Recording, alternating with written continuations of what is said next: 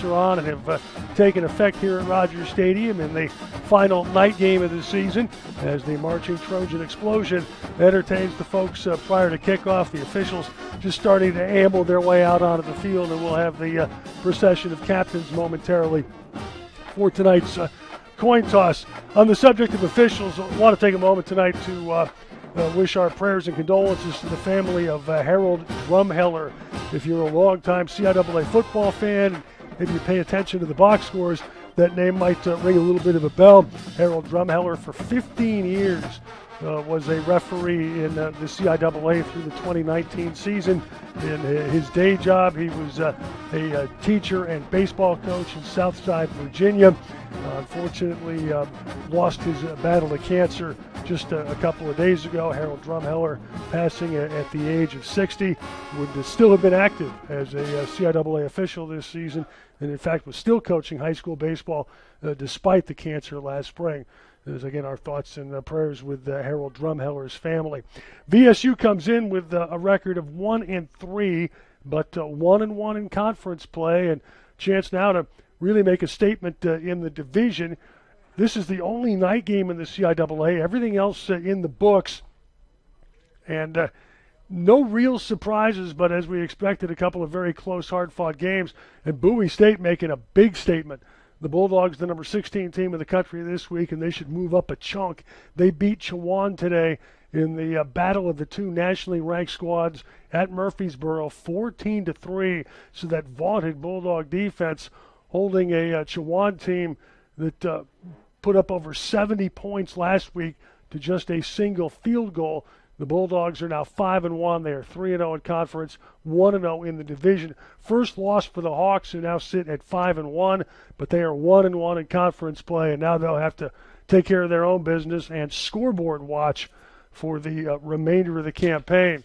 Also today, Virginia Union with a workmanlike 32-0 win over Lincoln. That was at Hovey Stadium. Winston-Salem State escaped the ranks of the winless. They beat Johnson C. Smith 26-12, so maintaining their dominance in what was once a fierce rivalry game.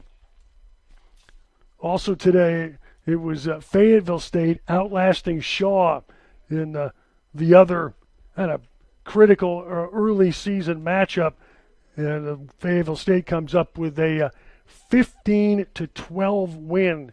So the Broncos now in the driver's seat in the CIAA South. It is the first conference loss for Shaw, and now they have to take care of their business and scoreboard watch the rest of the way. St. Augs and Livingstone should be over. It's not on the CIAA Sports Network. Nobody has tweeted a score. No one has posted a score. I'm not sure if maybe it was throwback night and they're going to Pony Express it, or we're waiting for the lines to come back up so they can Morse code the final, but there's nothing. It's in the digital age. This is kind of a miracle. St. Aug at Livingstone this afternoon was scheduled as a 1:30 kickoff, and whatever happened in that game is an absolute mystery.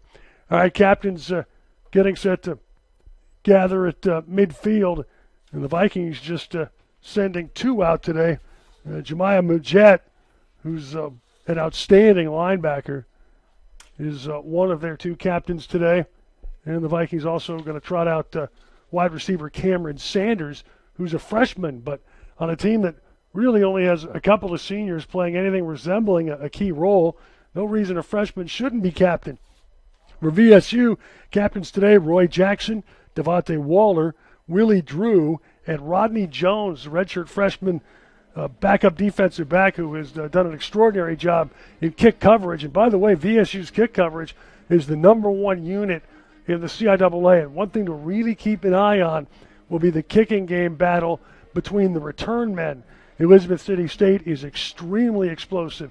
Josiah Hayes and Zion Riddick, two of the very best. Hayes has taken a punt to the house already this season. Riddick was the preseason All-CIAA pick as a return man. And the Vikings are 5th in the country in punt return yardage. Meanwhile, the Trojans lead the conference in net kickoff yardage. In other words, they kick the ball deep. They've done a great job kicking off. Both Jesus Valenzuela and Nicholas Woolfolk and they have covered those kickoffs largely with a group of backup running backs with a huge ferocity.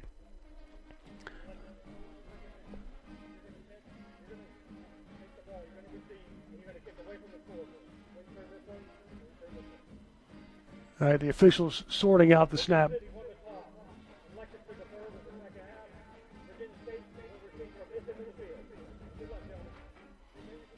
All right, so VSU will get the football first as Elizabeth City State chooses to put their defense on the field to start. Jay Walker is the referee, Dave Hoover the umpire, Timothy Rittman the head linesman, Sam Robinson the line judge. Field judge Arthur Davis, side judge is Carmen Williams, and the back judge is Basham Hamid. 67 degrees, cloudy, and maybe that mist is starting to fall a little bit again. Might be getting some light rain right now as Trojans are taking the field, and the rest of the Vikings, other than their captains, now beginning to emerge from the field house across the way here at Rogers Stadium. Not much wind. Flag moving around just a bit, but the wind doesn't seem to be a factor.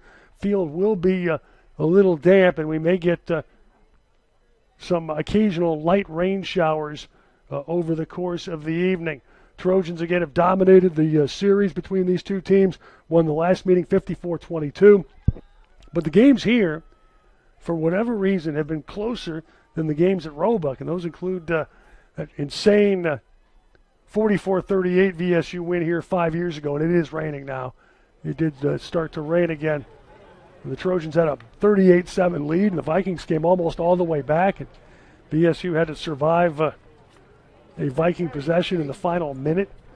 And that was a game that was moved up a day due to a potential hurricane. The Vikings have been competitive in this stadium, but they haven't won here in 14 years. VSU dressed in all dark blue tonight. Helmets, jerseys, pants, white numerals lettering, trimmed in orange. Elizabeth City State going with gray jerseys, white numerals, blue pants and helmets, and they have the Viking logo on just the left side of the helmet, going with kind of the Pittsburgh Steelers look. The helmet logo just on one side, and they have number stickers on the backs of the helmets. Vikings a couple of years ago decided to ditch the red from the school colors. They have for many years worn combinations of blue with red, but the last few years have eliminated the red from their uniforms, and now throwing in charcoal gray road jerseys, white numerals lettering with some thin blue trim on the jerseys. Trojans going after a second straight home win, and if they can get it, sets up a challenge next week. They will be traveling to Maryland to face Bowie State, which will likely be a top 15 team in the country after shackling a Chowan offense that is amongst the nation's leaders in nearly every significant category. The Chowan's improved a ton defensively too, and from here, with the exception of Lincoln, which still has not won since the middle of 2018, the VSU schedule gets extremely stout. Meanwhile, Vikings trying to make a statement here today. Anthony Jones going at it with Reggie Barlow. Two coaches with a lot of history. They coached against each other in the SWAC when Coach Barlow was at Alabama State and Coach Jones at Alabama A&M. Coach Jones won prolifically at both Morehouse and Alabama A&M. He is 5-19 in his third year at Elizabeth City State. Gregory Miller, who is a linebacker, will kick the ball off. He kicks it straight on. He does not kick it deep. Roy Jones back deep. Roy Jackson back deep with Andre Jackson. Andre Jackson, the deep man, on the far side. It's a line drive kickoff, and it's scooped up at the 25-yard line across the 30. It's Torrey Wallace to the 35-yard line, where he was emphatically decked by Eric Phelps. And the Trojans get good starting field position. And that ball smoothly fielded by Wallace under some challenging conditions. So it is first down VSU from their own 35-yard line to get this one started with Devontae Waller at quarterback.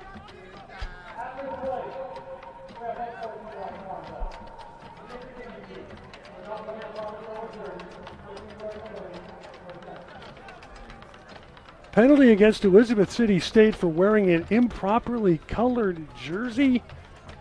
That's a new one. They all look charcoal gray to me. Well, that's a great break for VSU. The ball goes up to the 50-yard line, so the Trojans will actually start right at midfield. Waller out of the shotgun. Hagens lines up as a running back. 3 receivers. Tyleek Ray getting a start tonight. He's in motion right. Handoff left side for Hagens, and he's swarmed under and wrestled out of bounds back at the 47-yard line by Tayon Reynolds. That was really well played by Reynolds. Generously marked out at the 49. It's a loss of 1, 2nd and 11. VSU right back on the ball. Waller with 3 receivers, 2 to the right. Handoff up the middle, and Hagens into Viking territory to the 46 before he's pushed back by Wanya Majette. And it's a gain of about 5 right there, and it brings up 3rd and 6 from the Viking 46-yard line. Trojans on their opening possession trying to take advantage of a strange unsportsmanlike conduct. 4 receivers, 2 each way. Jackson in motion to the right. Waller out of the gun, back to throw in the rain. Slings it down the middle, and it's intercepted. Picked off by Johnson at about the 30, and he runs to the Viking 40-yard line where he's tackled by Darius Hagens. That ball just got away from Waller, slipped out of his hands. And Kazan Johnson, freshman out of Norfolk, Maury High School, with his first interception of the season. The Trojans, who did not turn the ball over last week, cough it up on their opening possession tonight. The Vikings, a ball-hawking bunch. That's their 18th forced turnover. So Kevin Caldwell goes to work at quarterback for the Vikings, trips to the right. Caldwell throws over the middle, and that's caught at midfield. First down yardage. Zion Riddick tackled by Tyrone Fisher, and the Vikings quickly pick up a first down. Vikings had started at the 35, so a 15-yard pickup on first down. Chris Ferguson joining us, ladies and gentlemen, from D2Football.com. And we're going to put him to work, slap a headset on him, and make him earn a living. Hi, Chris. Great to have you here, man. Inside handoff, Smalls, stuffed to the line of scrimmage, bounced off a couple of people, and slithers down to the Trojan 44-yard line. Will Adams helped finish him off, but Melvin Smalls with a strong first carry, and the Vikings pick up 6 on first down. Vikings with 3 receivers out to the right. Zion Riddick, the slot to the inside. Caldwell out of the shotgun. Single receiver left is Cameron Sanders. Melvin Smalls at running back, and he's going to get the majority of the totes tonight. Winton Ruth, who's actually their leading rusher, is not available tonight. Caldwell, Trojans showing blitz. Handoff Smalls, and play stopped in midstream. Flag down.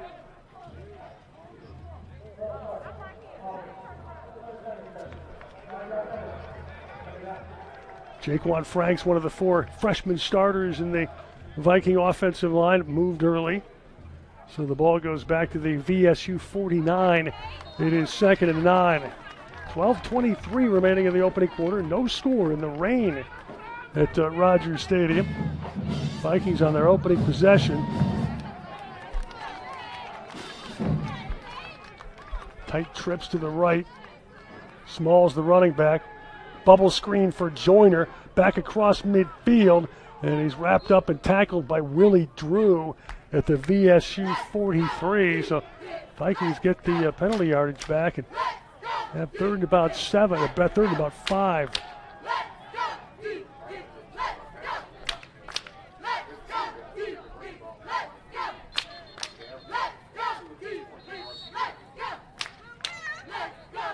The officials stopping the clock. And we get the side judge Carmen Williams jogging in for a conversation with referee Jay Walker. That may have to do with the play clock.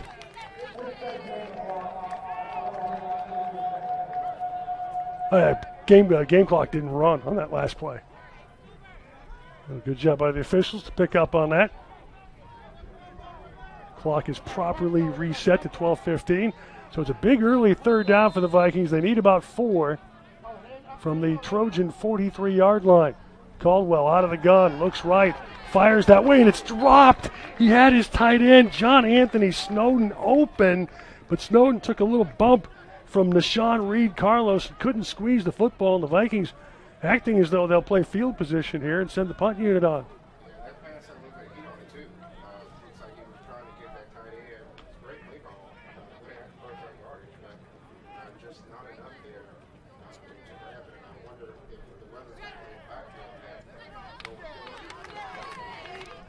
Brandon Joyner punts for the Falcons. He fields a low snap. It's a line drive to the right. It bounces inside the 10. Vikings swat at it at the 1-yard line, and they downed it. They downed it at the 1-yard line. That's a great play by the Vikings. Tayon Reynolds, who also starts at safety, flying down on punt coverage to knock that ball out just in front of the pylon.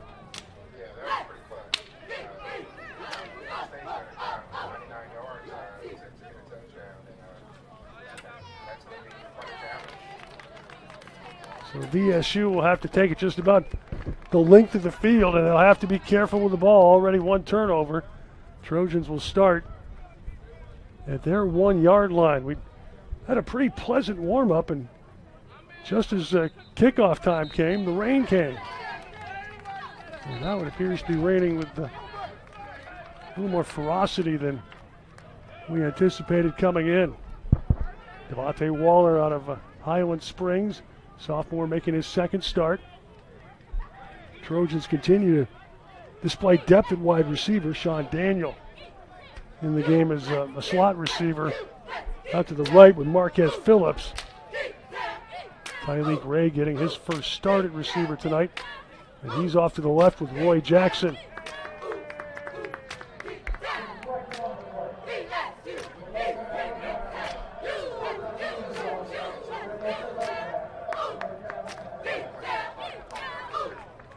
Well, what we just got was the officials deciding that ball was actually not downed at the 1, that it was a touchback. A huge break for Virginia State to take the ball out to the 20-yard line. So a great effort by the Vikings, goes for naught. The 43-yard punt winds up a 23-yard net. And the Trojans now will go 4 wide with Strickland in the game now at running back. That's Higgins. Higgins gets the call up the middle, and he's hit at the line of scrimmage, and he struggles forward to the 21. He picked up a yard before he was dragged down by Trey Parker. And it's 2nd and 9. So Higgins getting the early totes at running back. VSU goes 3 wide here, 2 to the right. Waller out of the shotgun. Now Daniel splits off. Handoff left side Higgins trying to get to the corner. And Higgins forced out of bounds at about the 26-yard line by Eric Mejia. And VSU with 3rd about 4. Chris, you heard anything about St. Aug and Livingstone today? Yeah, so Livingstone won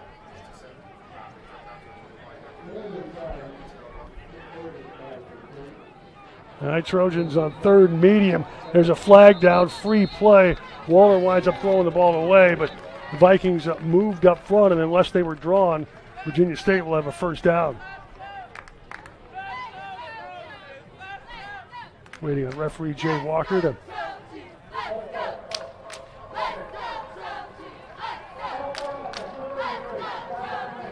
So that was Tyleek Ray, false start at receiver, which is not often well received by the coaches. That's been an ongoing issue for Virginia State. They've taken last 3 weeks now, certainly last week, certainly 2 weeks ago at Fayetteville State, they have taken some ill-timed discipline penalties of that nature.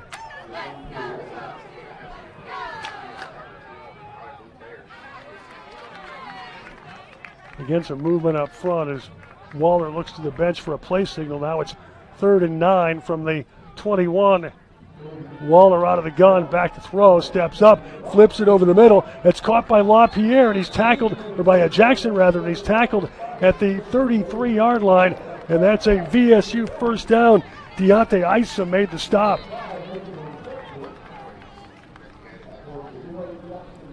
Neat little throw, and now a quick screen out to the right, but that winds up a disaster. Jackson makes a diving catch on the tough throw at the 31, and VSU loses 2 on first down.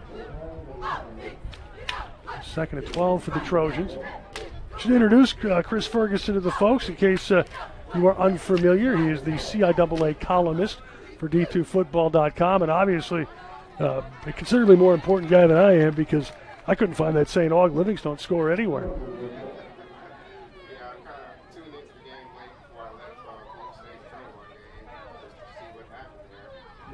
On 2nd and long, inside handoff, Hagens, and he fights through traffic out to about the 37 before he is spun back, finished off by Gregory Miller.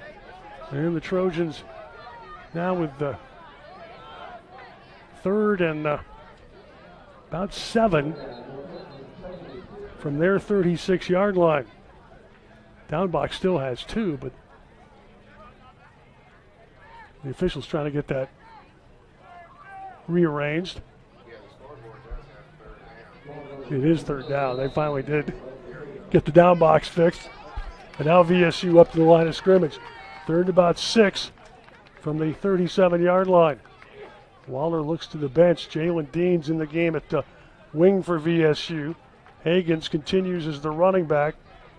3 receivers set. Dean starts in motion, movement up front, and apparently VSU again flinched.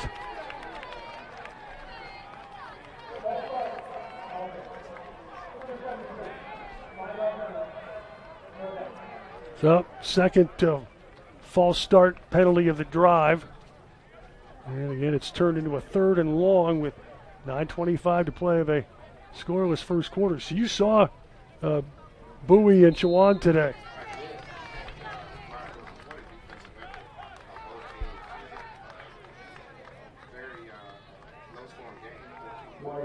Waller back to throw on 3rd and 10, and he throws it deep down the far sideline and overthrows Phillips, incomplete. Phillips was really well covered by Javon Rodriguez, and VSU will have to punt.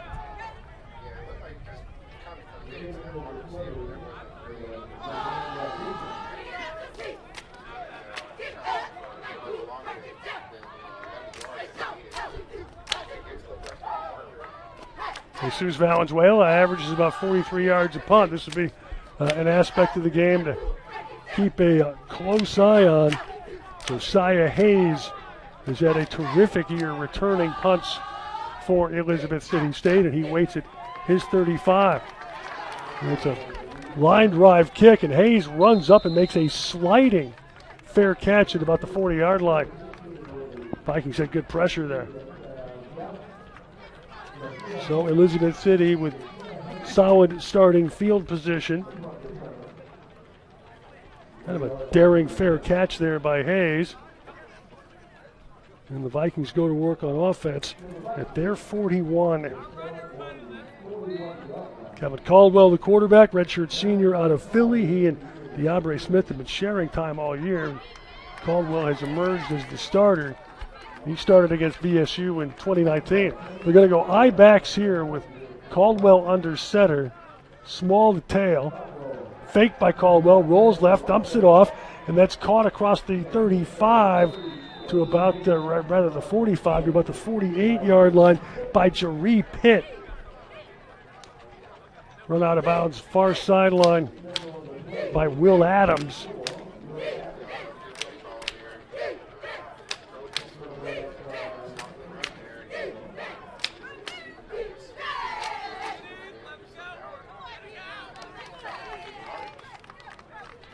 Well, the Vikings up to the 48-yard line. Second down and about 3. Again, backs in the eye. Caldwell under center. It's a handoff of the middle, and Smalls across midfield. And he's tackled from behind by Adante Braxton at the Virginia State 47. That's a first down.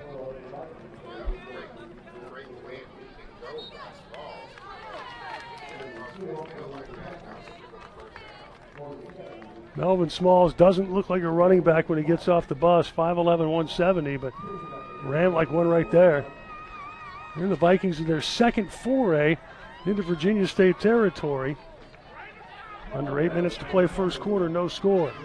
Again, Caldwell under center, backs in the eye, twins to the right. Cameron Sanders in motion. Pitch, right side, Smalls. And he's inside the 45 and tripped up and finished off in front of the VSU bench at about the 42-yard line. Zion Johnson, Will Adams combining on the stop. Another solid gain on first down.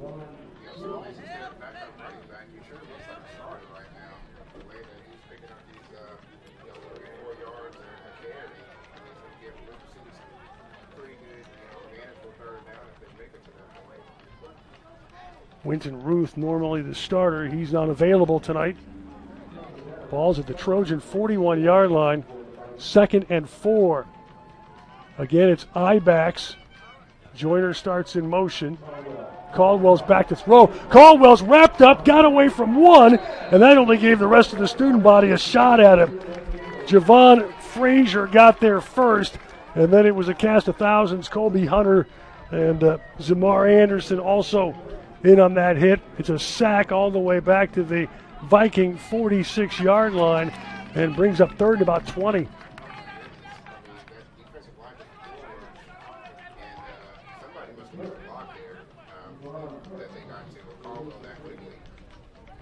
Trojans had 6 sacks last week. Vikings have been vulnerable, especially with that young offensive line. So third and about 20 from the Trojans 46. Inside handoff Smalls. He's back across midfield, still on his feet, and he's finally brought down at the VSU 42-yard line. Deshaun Reed Carlos helped finish him off. Smalls got all the yardage lost back and change and brings up fourth down at about 7. And again, the Vikings will line Brandon Joyner up to punt.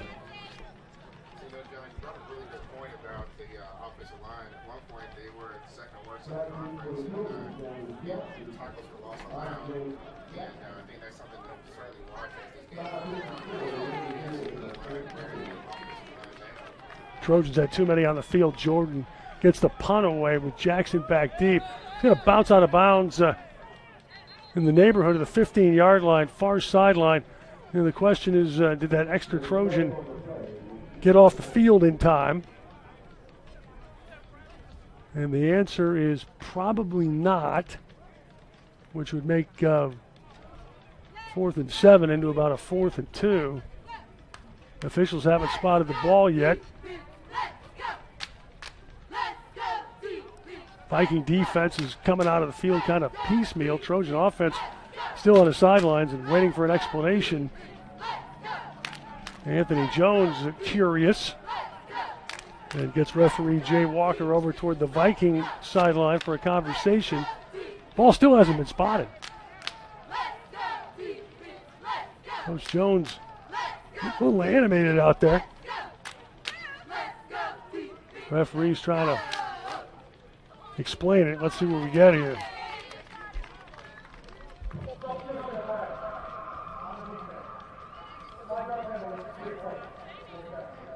All right, so it's 4th down again. This time it's 4th down and about 2 or 3, and the Vikings maybe reconsidering punting here. The ball's now at the Virginia State 38-yard line. Actually, it's 4th and about a yard. Yeah, it's kind of no man's land here. Try to pin them deep, but this close in, maybe why not try to take a shot at it early. And the Vikings will go for it. Caldwell under center. Backs in the eye. They've got Jeree Pitt lined up at tailback now. He's had 1 carry this season. Winder's in the game at fullback. And now VSU's going to call a timeout. So the Trojans call time. 5:41 remaining in the first quarter. We are scoreless. The first big key play of the game. Vikings, after that interception on VSU's first possession, have had the better of the field position. Now it is 4th and about a yard from the VSU 38. Trojans want to make sure that they are where they're supposed to be defensively. So how did Bowie hold Chowan to a field goal? Well, Bowie State ended up, pass rush was really, really solid. That's something they've been doing all year long. And Chowan's offensive line kind of just got worn down as the game went on. More importantly, as halftime came, the second half came, the rain started there as well. And that certainly has the impact of pass heavy team like Chowan is. And that's what you kind of saw happen. More importantly, two critical turnovers in that game. All right, here we go. Vikings 4th and a yard. Caldwell under center, keeps it, surges up the middle. He has first down yardage. The stack winds up at about the VSU 34-yard line. Easily a first down. As Caldwell able to push the pile with Javon Burks getting off the bottom for VSU. It seems like game after game for Elizabeth City, they're getting more and more confident on offense. They come into this game with a two-game win streak, and the offense may not score punches, but they do know how to gain a lot of yards, and you can see kind of like more and more swagger from them, and that was certainly one play. Well, they're huge at the guard spots, and that was a concern for VSU coming in. Again, it's backs in the eye, 2 receivers to the right, Caldwell under center, first down at the Trojan 33. Smalls back in the game at tailback. Sanders starting in motion now. The Vikings going to burn a timeout. Is Kevin Caldwell. Another guy who doesn't really fit the physical bill for his position at 5'10", 205, but is enjoying some success at quarterback, and he clearly saw something that did not agree with him and quickly asked for a timeout. So each team has burned one. 5:04 remaining first quarter, scoreless. Vikings started this drive on their 41-yard line and running the football pretty effectively, which is something they haven't done yet this season. Oh, yeah. It's really surprising so far to see how much success they've had on the ground.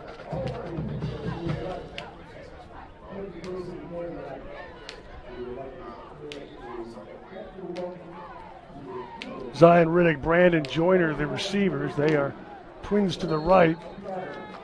Caldwell's back in the shotgun. Now flanked by Smalls. They go 4 wide, fake, throw to the right. It's caught inside the 30 to the 25 to about the 22-yard line. Far sideline, Shy Wheeler made the grab and was chased down by Zion Johnson and Nishawn Reed-Carlos.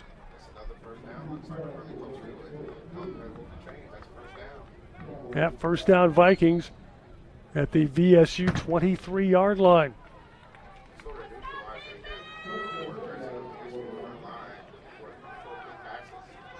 Again, 4 wide, 2 each way, shotgun formation. Handoff Smalls up the middle, and he's nailed behind the line of scrimmage, but continues to struggle, and finally is finished off by Javon Burks at about the 30-yard line.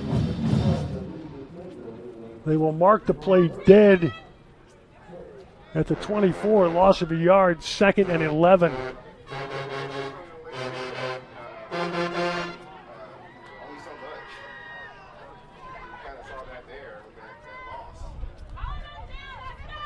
And Smalls blown up right there. Vikings 2nd and 11 at the Virginia State 24-yard line. 4 wide receivers, 3 to the right. Caldwell looks right, throws that way, throwing deep, and he overthrew Joyner, who was exceedingly well covered by the James Madison transfer, Will Drew. And it's 3rd and 11. Yeah, I guess he wanted to take a you're already behind the sticks, 3rd and 11. It'll be interesting to see kind of what they come up with here. In Coach's Corner, VSU head coach Reggie Barlow mentioned that Jaden Harris had been injured in practice. He is healthy and he is in the game now at defensive back for VSU. 3rd and 11. This is 4-down territory. Vikings really can't kick field goals. 4 receivers, 2 each way. Caldwell inside handoff Smalls. He was hit at the line of scrimmage. Still struggles forward. And is finished off at the 25-yard line by a Dante Braxton. He was really popped initially by Colby Hunter. It's no gain.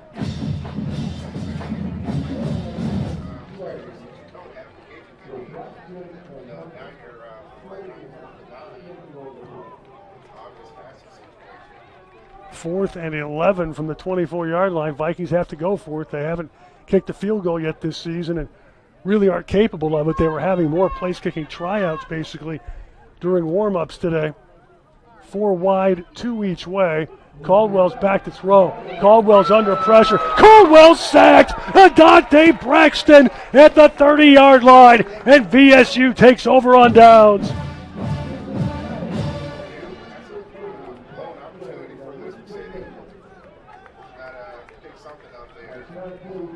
A promising drive goes for naught.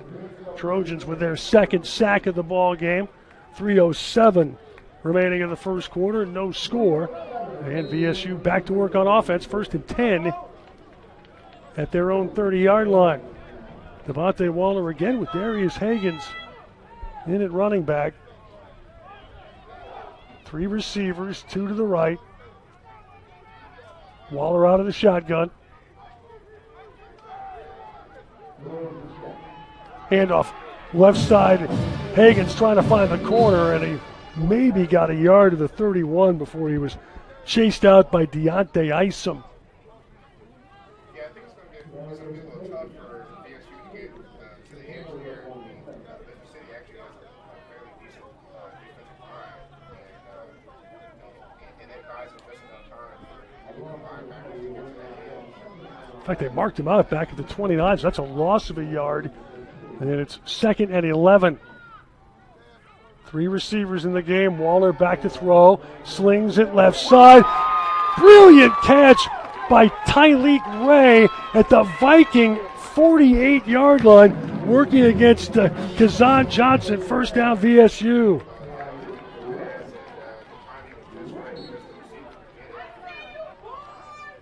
Tyleek. Terrific grab by Ray in traffic.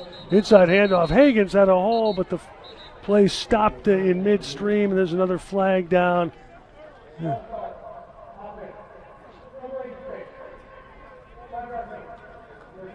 That's the 3rd false start penalty of the game against Virginia State, and that I'm sure is a source of considerable aggravation for the coaching staff.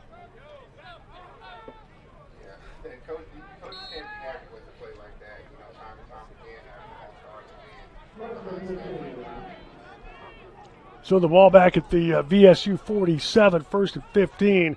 Ray in motion to the right. Waller out of the shotgun, back to throw. Dump it off in the right flat for Hagans. And he's drilled at midfield despite somebody throwing a block that caused a Viking helmet to pop off. It's a gain of 3 and will be 2nd down at about 12. Deontay Isom in on that tackle, but lost his bonnet in the process.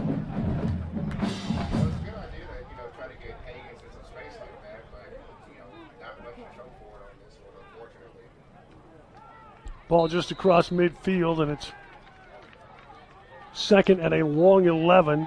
Waller back to throw. Fires it down the right sideline and just overthrew Phillips, who was well covered by Javon Rodriguez. And now it's 3rd and 11.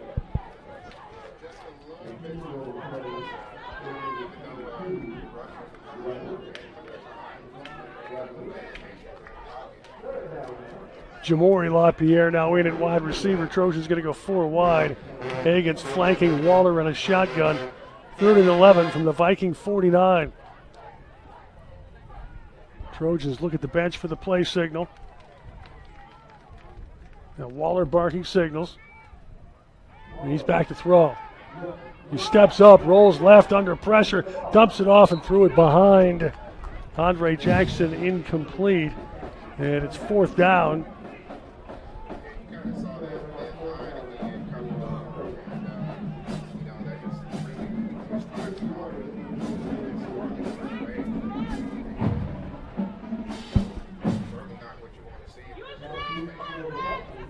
So VSU sends Jesus Valenzuela in to punt with the ball just across midfield. And Josiah Hayes back deep, waiting at his 20-yard line. Valenzuela here looks to pin the Vikings deep. Fields a high snap and just did get the punt away and hit a good one. And Smalls makes a fair catch at the 19-yard line. Trojans fortunate that Valenzuela had the athleticism to get that one off.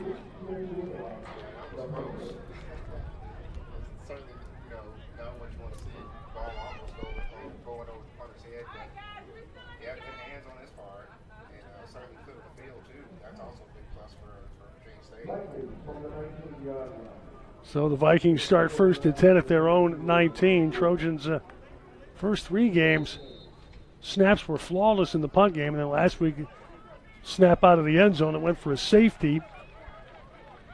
And that one there, Valenzuela able to handle it. So the Vikings go to work at their 19. Caldwell out of the shotgun, flanked by Smalls. He's back to throw. He sails it to the right, and that's caught out across the 30 to the 35-yard line. Cameron Sanders run out of bounds by Will Drew. That's a Viking first down. Yeah, that's what the Vikings like to do. They like to pass the ball and certainly made some space for Saunders there close to the sideline. Marlon Darby in the game at running back. He has scarcely played this season. Vikings a little thin there today. First out from the 35. Fake. They gave the ball to Darby, and he is eaten alive. Smoked by Javon Burks back at about the 30-yard line.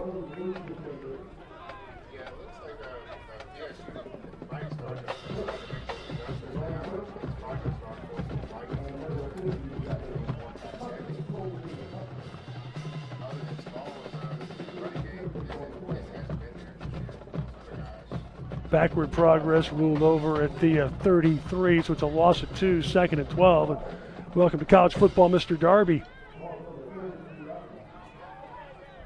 Vikings have Riddick and Joyner split to the right. 2 receivers left. Fake by Caldwell, but flag down. Darby's still in there at running back. And let's see what this is.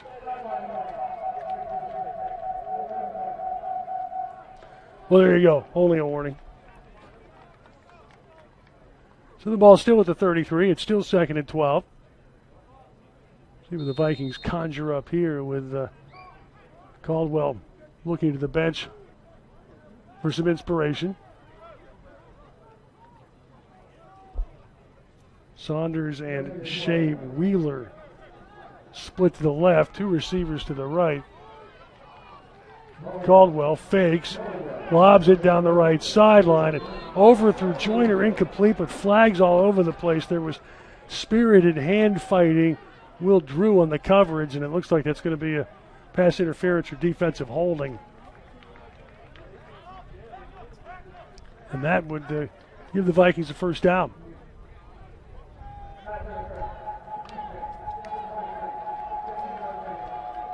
And that is Will Drew.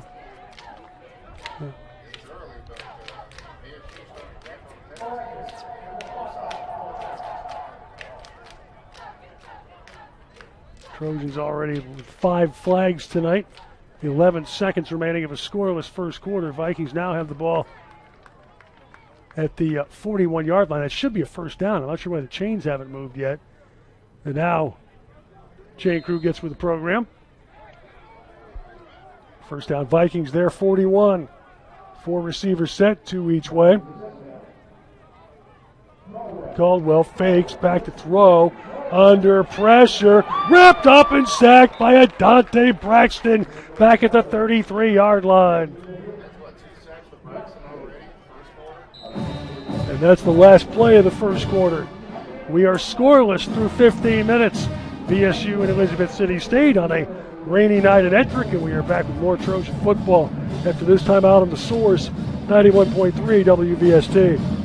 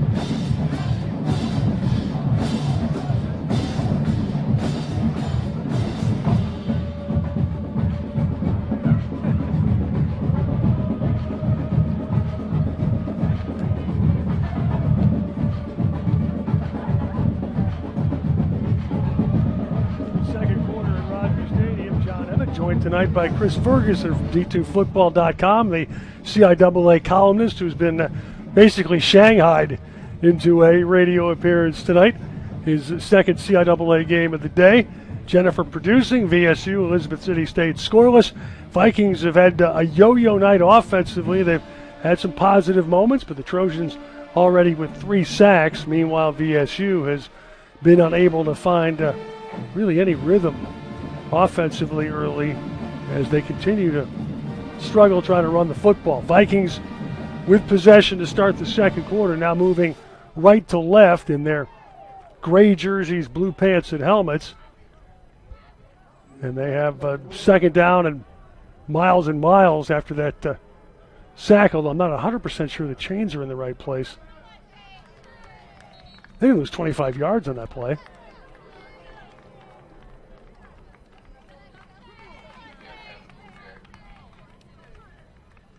Yeah, they were there. They're still from where they were at the start of the end of the quarter. It should be second down and about 15, 16, right? One of the officials is, yeah, now here we go.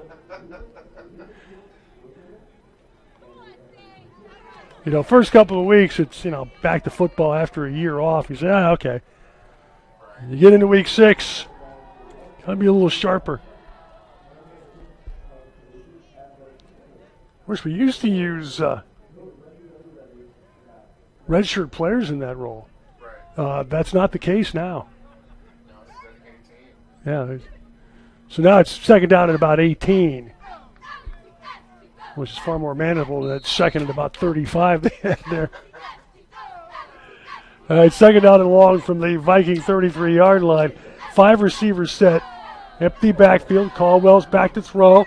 Steps up. He's hit as he throws, kind of a flutter ball. It's caught at the 35, out across the 40 to the 42-yard line. So the Vikings did get a little out of that as Saunders made the catch and then was trucked by T.J. Tucker. And it's third and about 10.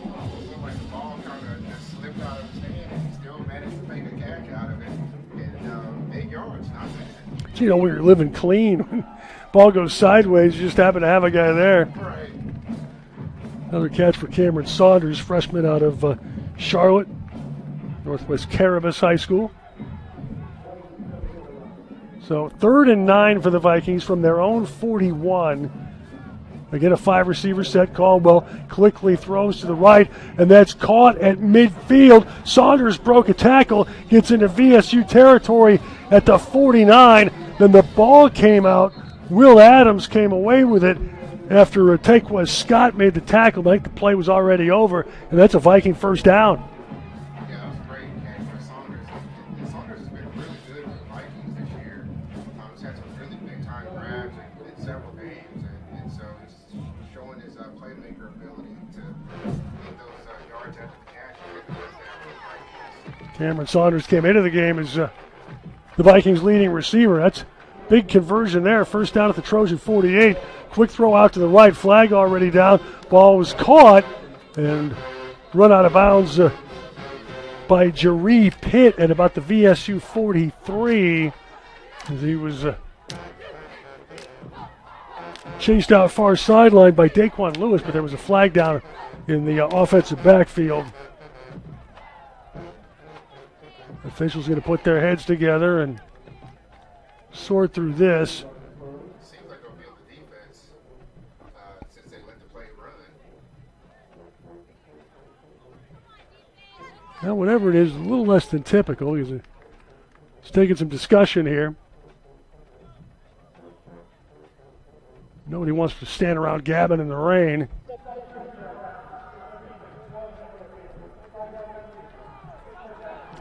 And that's the second substitution infraction of the night.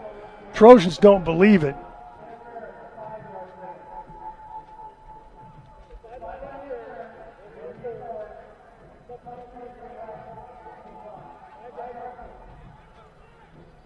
So now we got whoever the get back coach is doing some work to get people back. I think the Vikings might take that play. They gained about 8 yards. Where'd you get the down back? Looks like they tacked it on. Yeah, they did. They tacked it on. So that's first down. Ball goes to the 38, and the Vikings have a first down in Trojan territory. Caldwell, quick throw to the right. Trojans blow that one up. It was caught by Josiah Hayes, and he was decked instantly by Tyquez Scott, and that turns into a loss of about 2, 2nd and 12. Yeah, they're catching the Vikings kind of going side to side like that, and at some point, defense is trying to key in on that. So, nothing for the Vikings actually losing yards. I think the Vikings right now are just trying to soften up that pass rush. Running really quick one-step throws to create some opportunity for Caldwell to maybe drop back eventually. Caldwell trying to keep this one on a quarterback sneak. I'm not sure what that was about. It's wrapped up by Javon Frazier instantly and dropped back at the 40 for loss of another yard. Strange play there. I don't know if he thought he was going to catch the Trojans offside. That's what it seemed like. Yeah, I thought the Vikings were going to drop. So that backfired. And now it is 3rd down and 13. Early in the second quarter, no score. Vikings have moved the ball, but then have found ways to march backward. Normally Caldwell takes the snap from the shotgun and went on the center of that pass play. Now 5 receivers set. Caldwell out of the gun. Throws to the right, and Joyner unable to get to it. Incomplete. Tyquez Scott had the coverage. It is 4th down from the 40. Vikings going to roll the punting unit out, but Reggie Barlow initially was going to tell his defense to stay on the field. And now they'll get the punt return bunch out there as Joyner, who was that intended receiver, is also the Viking punter. Just another guy who transferred from Cheney by way of Fairbanks, Alaska. Nothing to see here. Jackson back deep. Joyner punting for the near corner. Hit this one really well. It hit at the 1, but it turned into the end zone. Yeah, it wasn't like the last time when they were, 4th down on that side of the field. It's 4th and 1. That's the first time that happened. This time it's 4th and 13. So you might as well try to flip the field at this point, and that's what they elected to do. Joyner showed some touch on that punt for a guy who probably hadn't done it since he was playing in Alaska. Right. Punting is something that Elizabeth City has struggled with over the last couple of seasons. Now the Trojans with 2 running backs in the game for the first time, with Demetrius Strickland joining Hagens in the backfield. Sean Daniels in at wide receiver. And now the officials again huddling. This may be a clock issue of one sort or another. Devontae Waller is on the distance at quarterback. Trojans only a couple of first downs, and they've kind of had a tough time getting rhythm. Really not sure what this delay is about. The officials haven't chosen to share the reason for the conversation. Maybe they just enjoy strolling in the rain. Now here we go from the 20, 1st and 10 VSU. scoreless. 11:56 remaining of the first half. Two running backs flanking Waller in the shotgun. Handoff right side. Higgins hit behind the line of scrimmage and manhandled back at the 14-yard line. Trojans want a horse collar. I'd like a pony. Rayvon Freeman blew that play up. Yeah, Freeman's one of those another freshman that is growing up into that position really quickly and just got into that backfield and took Higgins down like that. That is now 10 tackles for loss for the freshman out of Matthews, North Carolina.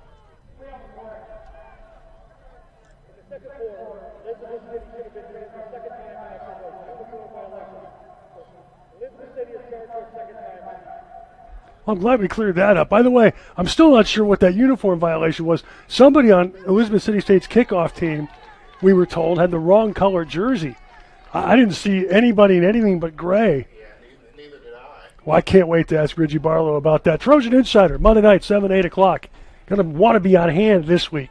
Right. We can talk about get-back coaches and jersey colors. Be a good show. All right, ball's back at the 15-yard line. It's 2nd and 15. Trojans going 4 wide. Waller's back to throw. Had some time. Now he rolls left, lobs it out that way, and there's a catch out at about the 26-yard line by Marquez Phillips. Made the grab on his knees. So that turns into a positive play and gives VSU a makeable 3rd and 3. Oh, yeah, it showed some accuracy even though you can move like that. Sometimes quarterbacks struggle with once they start moving away from the pocket and running. Trojans going 4 wide here. Hagan's still the running back. He's been getting almost all of the reps tonight. Strickland was the team's leading rusher coming in, and we haven't seen Kimo Clark yet tonight. 3rd and about 3. Inside handoff. Hagens. He finds a hole across the 30, 35, 40, and he's run down from behind just across the 40-yard line by Deontay Isom, and that's a VSU first down. Yeah, he hit that crease real quick and got to that second level Viking defense. Now on first down from the 40, quick throw to the right for Sean Daniel. Picks up a block and then tried to hurdle a man at the 45-yard line. It was just about set into space by Tayon Reynolds, but it's a gain of almost 6 on first down. Yeah, Trojans are going into the hurry-up offense here. VSU right back on the ball at 2nd and 4. Quick throw to the right, and that was deflected at the line of scrimmage. It was really well played by Trey Parker, and it's 3rd and about 4. And now we get an official's timeout. And one or two of the Vikings, one Viking is definitely in some distress. And that's Zaire Edwards, who was the guy who, as far as we could tell, won the place-kicking contest in warm-ups. He trots off under his own power. So now VSU with the 3rd and a long 4. Ball's nose of the ball at the Trojan 46. 9:44 remaining of the second quarter. We are scoreless. Waller out of the shotgun. Flanked by Hagens. VSU goes 4 wide, 3 to the left with LaPierre in as a slot receiver now. Waller barking signals. Waller, handoff, right side Hagens, cuts it up across midfield. He's to the Viking 45, tackled from behind at the 40. A Virginia State first down. Tayon Reynolds finally dragged him down. Second time on this drive, 3rd down, they call Hagens his name, and he, gets a huge gain to keep the drive alive for VSU. So now from the Viking 41, Trojans on the march. 4 wide, 3 to the left. Inside handoff, Hagens, no room, trying to bounce outside, and that will work out poorly. He is wrestled out of bounds at the 45-yard line by Rayvon Freeman again. Freeman's second tackle for loss. They will mark the play dead at the 44. So that's a loss of almost 4 on first down. Trojans right back on the ball, 4 wide, 2 each way. Strickland's in now at running back. Waller looks to the bench for a play signal. Phillips and Daniel split left. LaPierre, slot receiver to the right.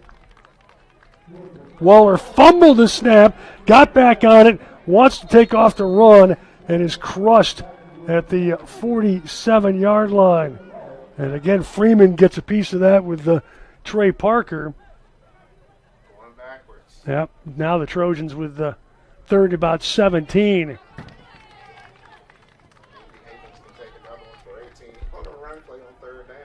Now they got Strickland in now at running back. 4 wide, 2 each way. Waller looking to the bench for a play signal. 7:55 to play of a scoreless first half. Now Waller may be changing the play at the line of scrimmage. Play clock's at 4. Waller still barking signals. Play clock at 2. And either VSU called a timeout or they failed to get the play off. And they have delay of game. A couple of the Trojans really upset right now. Yeah, one offensive lineman, he actually took his helmet off and he's, screaming something to the quarterback. As Zach Wilcox, the grad student out of Fredericksburg. So another flag against VSU. And now it is third and about 20. And the Trojans, who had the ball at the Viking 41, now at their 48. That's the last thing they needed was a self-inflicted penalty on top of the lost yards they've gotten so far at this point in the drive. 4 wide, Daniel in motion to the right, so now it's 2 by 2, and the Trojans got out of the stance early. Kerry Stubbs moving at guard.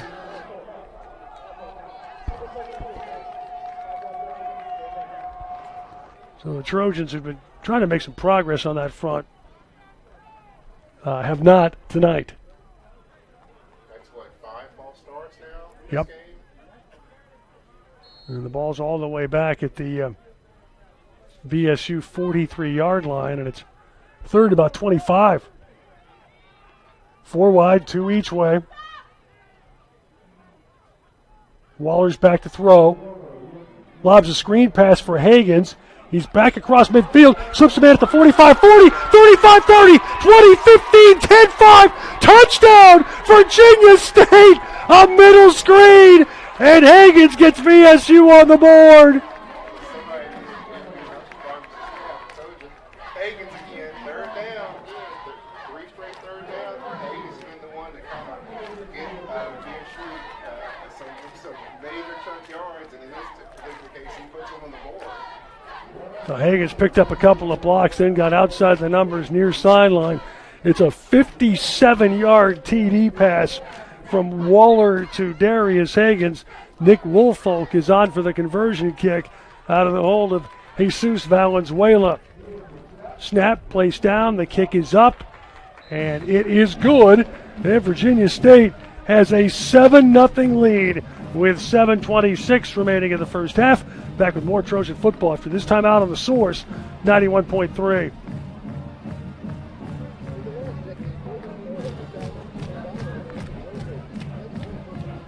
Thank you.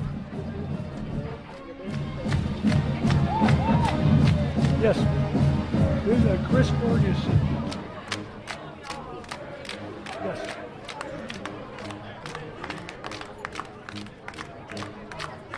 Nobody's as loud as I am.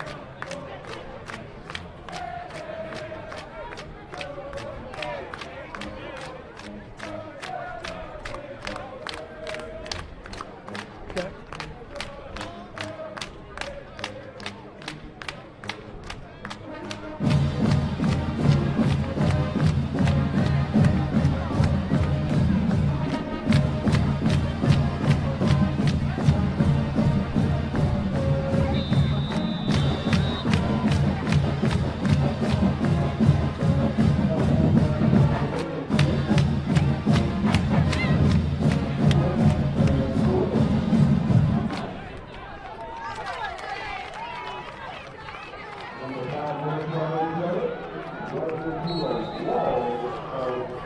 Kickoff by Wolfo, fielded by Brandon Flint at about the 5-yard line, runs it up the middle across the 20 to the 22-yard line, where he is dropped by Mike Naismith as the Trojan kickoff cover unit continues to perform at a high tempo, and the Vikings, now down 7-0, will go to work at their 21-yard line.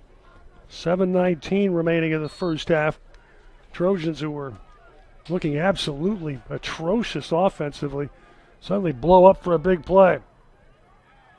Caldwell out of the shotgun, first down, back to throw. Throws to the left. It's caught at the 25-yard line to about the 27.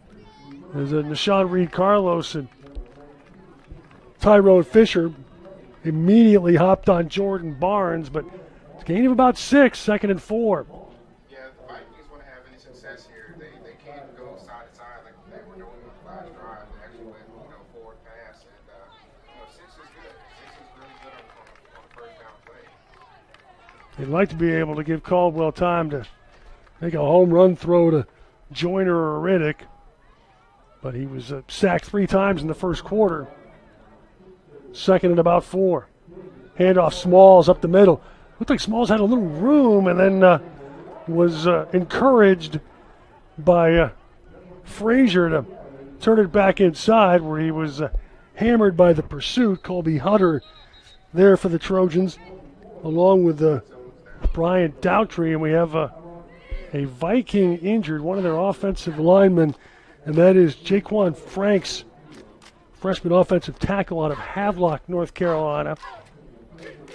Vikings do have more depth than they've had the last couple of years in the offensive line. However, it is not physically mature depth. And if they lose a starter, you look at those backups, a lot of those guys are 30, 35 pounds lighter. Yeah, Elizabeth City, if you looked at the roster, I mean, it's full of freshmen and redshirt freshmen. Not a lot of guys with playing time, at least at the college level, and that's not good. If you're going against a defensive line and even two teams like this with Virginia State. Matthew Weatherford, the center, is the only member of the Viking offensive line who played against Virginia State in the last meeting in 2019. He is also the only non-freshman. There are a couple of sophomores in that depth group that don't quite make the 2 deep. They have 13 or 14 offensive linemen in the program, which is huge improvement over where they were a couple of years ago when they didn't have enough to fill out a 2 deep. Franks is back on his feet, but he's going to need assistance getting off the field. And he's putting no weight on his left leg. And in fact, the trainers really don't have strength to handle him. So a couple of those backups have to hustle out there and help get him off the field. Yeah, it's hurt enough that he's actually having to go to the Virginia State sideline rather than Elizabeth City sideline. Yeah, they're taking him straight to the nearest sideline, and evidently it's enough of a concern, the injury, that they'll get him straight over to doctor, and they may even use VSU's injury medical tent, a new feature to the program this year. Saw Virginia Union had one 2019, the last game here, and we said, we got to get one of those. All right, so Frank's getting medical attention, and Jaden Hayes, who does have the size, 6'2", 315, out of Suffolk Kings Fork High School, is in the game now at that left tackle spot. And then the 2 Vikings, both defenders who came out to help him, have to sprint across the field, get to the other sideline. It is 3rd and about 4. Vikings at their own 26. Trojans up 7-0. VSU finally on the board in their last possession. Caldwell out of the shotgun.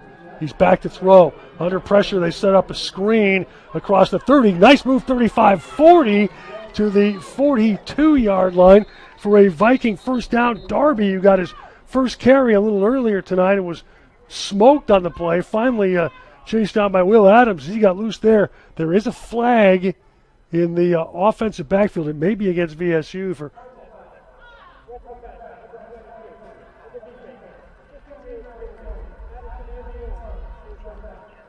So another penalty against VSU. Frazier was all over Caldwell as Caldwell was getting that throw off. Frazier just missed a sack. And instead he winds up picking up a major penalty for roughing the passer, and the Vikings suddenly in business with the ball in Virginia State territory at the 44-yard line. That's how the evening's gone. Vikings pick up first downs, Trojans commit penalties, then VSU gets their backup, makes a play, Vikings have to punt. But Elizabeth City State has been knocking on the door all night. Jordan and Riddick, twin receivers out to the left, two receivers to the right. Caldwell flanked by a running back. It's Darby. Caldwell throws deep to the right in all kinds of traffic, and it's incomplete at the 15-yard line. He had two receivers there, which is a bit unusual. They had both Wheeler and Barnes in the neighborhood, and that, not surprisingly, drew a small herd of Trojans. Scott, Adams, amongst those there.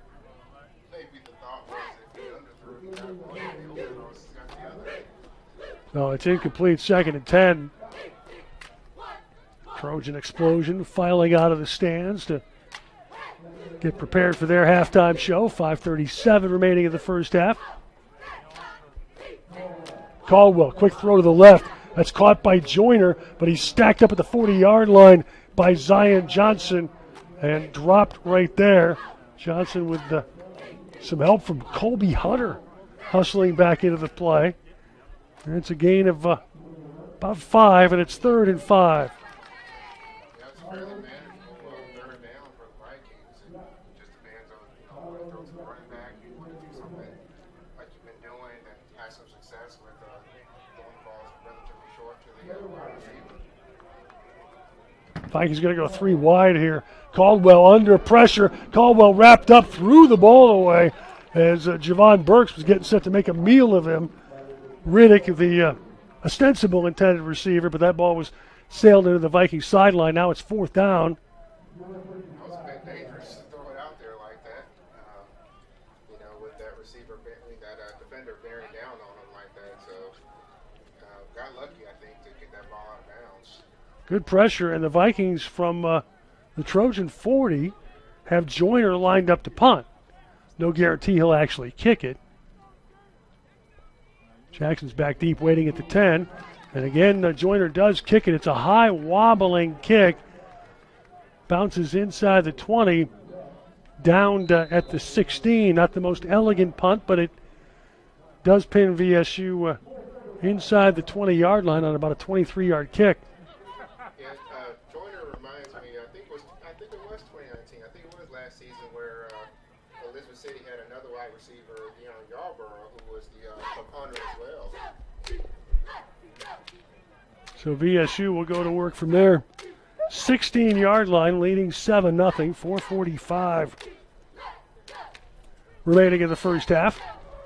2 running backs in the game, flanking Waller in the shotgun, 3 receivers, 2 to the left. Waller, handoff Strickland looking for the edge. Strickland in traffic and is stacked up at the 14-yard line and loses 2. Gregory Miller finished him off. Deontay Isom, really nice pursuit. Yeah, it didn't look like VSU blockers got any kind of push forward. He actually kind of ran back for a few yards before he tried to turn that corner, and that's never really a good sign. Well, Trojans struggling with consistency in the run game. Now it's 2nd and 12. Still 2 backs in the game, flanking Waller. 2 receivers out to the right. That's the wide side. Handoff left side. Hagens finds a little room. He's across the 20, 25, 30. Far sideline. Hagens lays the wood to a defender. Is bumped out of bounds at the 33, but really smoked the man who will get credit for the tackle on the play. And that's a VSU first down. Stop was made by Javon Rodriguez, but he's in some distress. Yeah, Hagens is the hot hand right now. It seems like almost every other time he's touching the ball, he's getting at least 10 yards or so on the rush. Hagens lowered the shoulder and lowered the boom. Rodriguez trying to stay out there, but see, there was holding against Tyleek Ray on the play. So the Trojans now just about double digits in penalties, and we haven't reached halftime yet. And that one really hurts. About an 18-yard run for Hagens, first down, out of the hole. A little momentum because of the physicality of that run. And instead, the ball goes back to about the 11-yard line.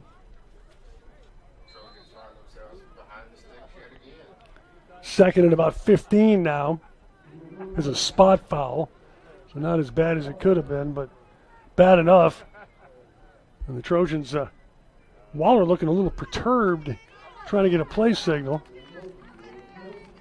Now Phillips in motion. Strickland's in the game at running back now.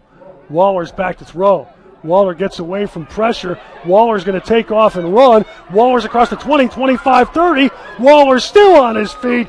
Tackled near the 35-yard line by Eric Mejia. Well, that's a first down. Yeah, we haven't seen Waller running tonight, but that was good decision on his part. Picked up a lot of yards, penalty yards, and then some. Hadn't seen him run in 3 appearances. Oh, wow. That's his best run from scrimmage as a VSU Trojan. Certainly looked the part there. 4 wide, 2 each way. Strickland the running back. Waller's back to throw. Waller fires to the right and underthrows his intended receiver, Marquez Phillips, with Kazon Johnson on the coverage. 2nd and 10. Yeah, Waller's, real young, but he's been making quite a few good decisions in this game. Certainly doesn't reflect it on the scoreboard, but he's managing very, very well. It's an interesting quarterback battle with Mark Wright injured. Trojans have about 7 on the roster, a couple of D1 transfers. And Waller has emerged from the pack. He was an elite high school player. And he's back to throw, plenty of time. Now dumps it off and he overthrows Hagens, incomplete. That was not an elite throw. And it's 3rd and 10. Interesting decision, too, because he kind of had to get just over the defender. Otherwise, the defender could have had a chance of either batting it down or actually picking it off. He was hoping to drop it in and hit Demetrius Strickland in stride. And instead, kind of threw it away. And now it's 3rd and 10 for the Trojans, their own 33-yard line. Up 7-0 late second quarter. 4 wide, 2 each way. Strickland still in at running back. Daniel and Marquez Phillips, the 2 receivers to the right. Tyleek Ray, the widest of the 2 to the left. Waller gives on a draw play to Strickland, breaks 1 tackle, and gets to the 40-yard line before he was finished off by Otis Gadsden. And the Trojans with 4th and about 3, and would think at their own 40 they would send the punt team on, and here they come. Somewhere Presbyterian's coach just got heartburn, doesn't know why. 2:42 remaining of the first half. VSU 7, Elizabeth City State nothing. Jesus Valenzuela into punt. Josiah Hayes waits at his 30-yard line. Bouncing snap, the ball is loose. Vikings might pick it up. Now there's a scrum. And VSU got back on the ball, but it's immaterial. Vikings will take over on downs. Valenzuela wound up recovering the mess. But the bottom line is Elizabeth City State has a first down inside the Trojan 30-yard line. Yeah, he looked a little shaken up, too. Kind of getting in the scrum like that with several players. And luckily he was able to get up and jog off the field. But, boy, that is a special team disaster for Virginia State here. Second straight week that a snap potentially costs the Trojans. This one kind of one-hop Valenzuela, who tried to scoop it and couldn't field the bouncing snap cleanly. And now the Vikings in business at the VSU 27-yard line. Caldwell under center, backs in the eye. Joyner starts in motion. Handoff, Smalls hammered behind the line of scrimmage by Javon Burks, who looked like he was about to just kidnap him and run him off into the woods somewhere. That play never had a feeling that they were going to run the ball there, and you just had a host of Trojans in the backfield before you even blinked. Burks was about to pick him up and run him the other way. Just run him back to the bus. They marked whatever that was over at the 31-yard line, so it's a loss of 4, and it's 2nd and 14. 2 receivers each way. Caldwell's back in the shotgun. Caldwell, quick slant throw to the right. He just overthrew Saunders with some pretty decent coverage from Trayvon Sneed. That falls under the category of medicine ball. Saunders was at risk of really getting smoked right there. So now it is 3rd and 14 from the VSU 31. Again, 4-down territory. Vikings literally don't have a kicker. 2 each way. Caldwell's back to throw. Rolling right, throws that way. Has a man wide open at the 20. Inside the 15 to about the 13-yard line. Catch made by Josiah Hayes, and he's bumped out of bounds far sideline, and that's a first down. Tyquez Scott made the tackle. Acceleration on there before you knew it, he had another extra 4 yards to get across the first down marker. Very explosive play after the catch. And he was completely by himself when he caught the ball, so the Vikings hit a big one. First down now at the VSU 14-yard line. Caldwell, inside handoff, and a quick hitter inside the 10 to about the 9-yard line. Smalls run down by Javon Burks. This time Smalls was the man going forward. Right. Yeah, inside the 10, well into the red zone. So the Vikings with less than a minute remaining in the first half, threatening here. 2nd and 5. Handoff. Smalls hit behind the line of scrimmage. Dropped back at the 10-yard line by Javon Burks. 3rd and 5. 48 seconds left. Vikings, remember, have only one timeout because of the bizarre jersey controversy. Yeah, they burned him in the first quarter, and then that jersey deal. And on a compact field like this, it's hard to pass. The run game has been kind of spotted, too. 3rd and 5 from the 9. Caldwell fires it over the middle, and it's broken up in the end zone. Intended for Saunders, knocked down by Daquan Lewis. Now it is 4th and 5, stopping the clock with 26 seconds remaining. And here's where things get real interesting because you don't have the kicking game. So you're essentially going for it. Yeah, Vikings haven't tried a field goal all year. They've hit less than half of their extra points. So the percentage play here is go for it, and the Vikings will from the VSU 9. 4th and 5, 3 receivers out to the right, and now the Vikings will use that final timeout with 26 and a half seconds remaining in the first half. Elizabeth City State Band also on hand, so a lively halftime show forthcoming here at Rogers Stadium. Looks like the rain let up. Yeah, it's kind of let up since probably early second quarter. And that's why I was trying to see more successful pass plays, too. Went from a pretty nice night in warm-ups, just overcast. And all of a sudden the game started, and here came the rain. Definitely impacted a couple of the plays early in the game. The interception that Waller threw that slipped out of his hands. Lone score of the game, a Waller to Hagen's middle screen that went 57 yards for a touchdown while the Trojans were in the midst of marching backwards due to a succession of penalties. Now it's Elizabeth City State, 4th and goal from the, or 4th and 5 from the Virginia State 9. Going for it here. Riddick, Joyner, and Burns. 3 receivers to the left, 2 to the right. Empty backfield. Caldwell out of the shotgun. Back to throw. Throws it back in the end zone. And it's caught.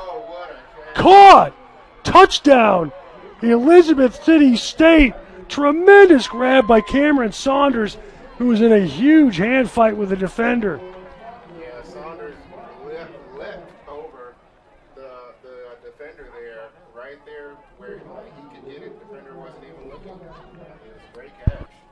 And with 19 seconds remaining in the first half, Vikings on the scoreboard. Let's see who they send out to try the kick. This is going to be Eric Mejia, who was not doing most of the kicking in pregame. Zaire Edwards actually was taking him when they went to team.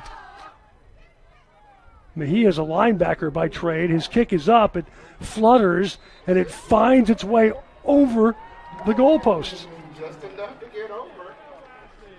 You may very well see a more impressive-looking kick at whatever Pee Wee game you attend tomorrow afternoon, but it counts. And we are deadlocked at 7. He said function over form on that one. Exactly. And you can tell he was so excited he ran to the sideline. Thought y'all were going to kick the game winner. Mejia is actually the most successful of the guys who've tried kicks for the Vikings this year. He's now 7 for 12 on PATs. Not bad for a non-kicker. Yeah. But in warm-ups, they had Zaire Edwards, Gregory Miller. It looked like a contest. Miller's been handling the kickoffs. He actually kicks straight on. And all of those guys play on the defensive side of the football. Miller and Mejia are linebackers, and Edwards is a defensive lineman. Their special teams practices must be a gas. So, well, Trojans gave up a late first half touchdown last week and then turned right around and scored. This time they only have 19 seconds. Roy Jackson, Andre Jackson, back deep. Torrey Wallace, Kemo Clark also in the neighborhood.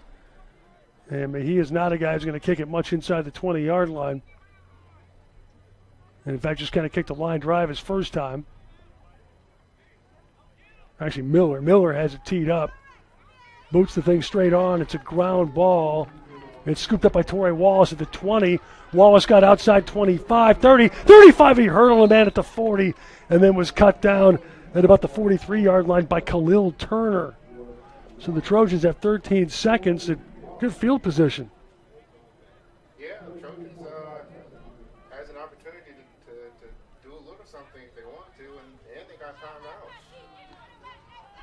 So from their own 42 is where they put the ball down. 13 and a half seconds, 2 timeouts. See how far Waller can throw the ball. Javon LaPierre in its slot receiver. Tyler Olden is available tonight, but hasn't played. He was suspended last week for allegedly coming off the bench in that little shoving match at Fayetteville State a couple of weeks ago. Waller back to throw. He's under pressure. He's under all kinds of pressure. Gets away from 2. Gets away from 3. He's still running around. Ran into his own man. And Tyree Parker wraps him up and tackles him at the 26-yard line to end the first half. All 13 seconds running around like that. That was the play. And I don't think coaches are very happy with a play like that. Sometimes when you try and move too hard, that could spell some type of disaster. So a little lucky there. Looked like a conditioning drill. And we have reached halftime at Rogers Stadium with Virginia State and Elizabeth City State deadlocked at 7. Coming up at halftime, Chris and I will recap the first half. We'll see if we can scrounge up some stats. We'll have some scores from other games around the CIAA as well as games around the country, and then we will preview our final 30 minutes at halftime from Rogers Stadium. It's the division opener. Elizabeth City State trying to keep pace with Bowie State. Trojans trying to keep their Salem hopes alive. And it's 7-7 at the break. We are back with halftime next on The Source, 91.3 WVST.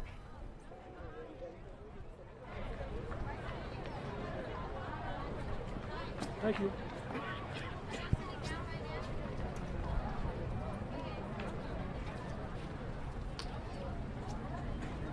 Yep.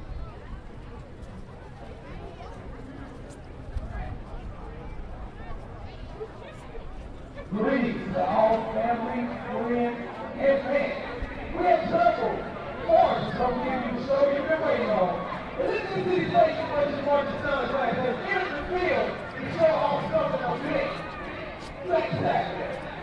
Now, Jules, if you feel it's real, ladies and gentlemen, let's get going on the top.